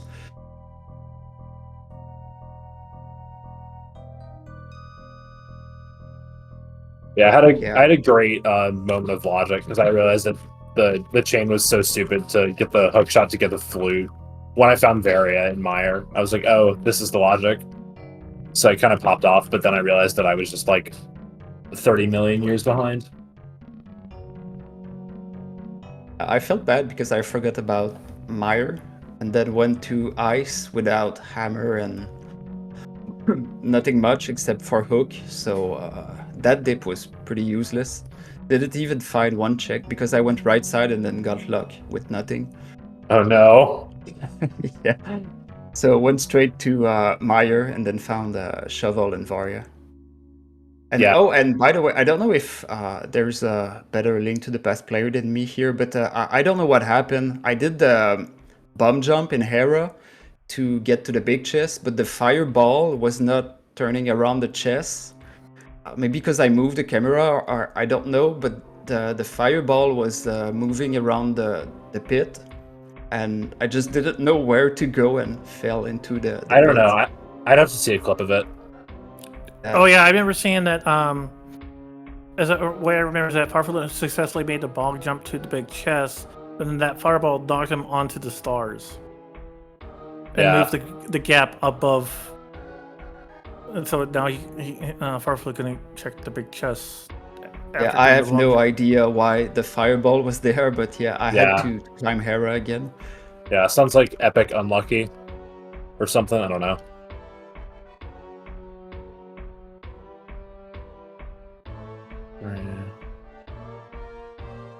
Oh, what I Yeah. thought was kind of ironic is that M2 you kind of found that early that grab suit earlier, and so, Yeah. which was probably the more tricky logic part. But apparently, so it seems. But ironically, as you admitted, that you actually followed the logic behind the grab suit that threw you off, which kind of made you kind of last location the fire rod and hook shot. It sounds like. Yeah, I just did the Meridia. I just did Meridia thinking it was in logic, which was kind of erroneous on my part, but I think I still would have done it anyway, even if I like was actively thinking about the fact that it wasn't properly in logic. Mm-hmm. Just because it's so much more likely that there's something in the big dense area versus the saying Link to the Past hoping to find the area, because like at my level I can really just hope to find the progression that isn't Varia and just skip Varia if it's in back of Thieves Town or something. But then Varia was in Meyer and that just kind of destroyed my plans. But that's just how it goes sometimes. It was a really interesting scene. I like the logic on this. It was really fun to figure out. But also it was kind of miserable. This is like I think this is probably my first non-sub 3 since coming back. I think I might have had another one. This might be my second, but it takes kind of a bad seat with starting boots as well to have not sub 3. At least for me, but that's my experience. I mean, especially since early boots. I mean, starting boots definitely like decreases the variance. I'm gaming. I'm having a great escape. I guess you also lost the first hour just looking around and everywhere in Link to the Past and just last located Morph Ball like me. Yeah, I last located Morph Ball. Did you abandon Bottle Vendor as well? No, because I got some... I think there was a red rupee somewhere, but no, I bought the bottle first trip and then got the lucky bush. I can't believe it. What a scam. I would say you were probably roughly on par when it came to the morph ball. That's kind of insane. I felt like I was so far behind coming to the Morphball, especially because I had to run back through Brinstar. Did you, Farflu, when you did your whole SM to get speed, I assume you went back into Brinstar right after. Did you have to like run from all the way from Big Pink back to the Criterion portal, or did you do something different? Oh yeah, I just got my speed, went all the way to above charge, and then went back to Link to the Past. Yeah. Oh yeah, I guess you can, because you can get the autosave. Oh my god, I'm kind of just losing it at this point. Anyways, my race time points are fucking down the drain. Apologies for my language. I'm too tired for this. This feels too much like I'm having a casual chat with Farflu, but it's just how it goes. Anyways, GG's. Thanks for the race. Yep. GG's to both of you. And I believe neither of you have any final remarks then? Just GG's. Thanks for commentary. Thanks for tracking. Glad to see new people getting into tracking as always. Glad to see these things getting restreams after so many years. Yeah, I know it's been a while. So much tournaments going on. Yeah, might be one soon, TM, but we'll see about that. All right. Well, thanks for the race from both of you, and the post race commentary. Yeah, thanks. See you. All right. Let's see what was the final times there. We had a 2 hour 54, a 3 hour. MN2 was a 3 hour 7 minutes. Definitely give all the runners a kudos here. Definitely consider giving them a checking out their channel. Maybe consider giving them a follow if you like SMZ3 content streaming. I have been your commenter, Yuzoria, and then we had tracking by Anego, I believe.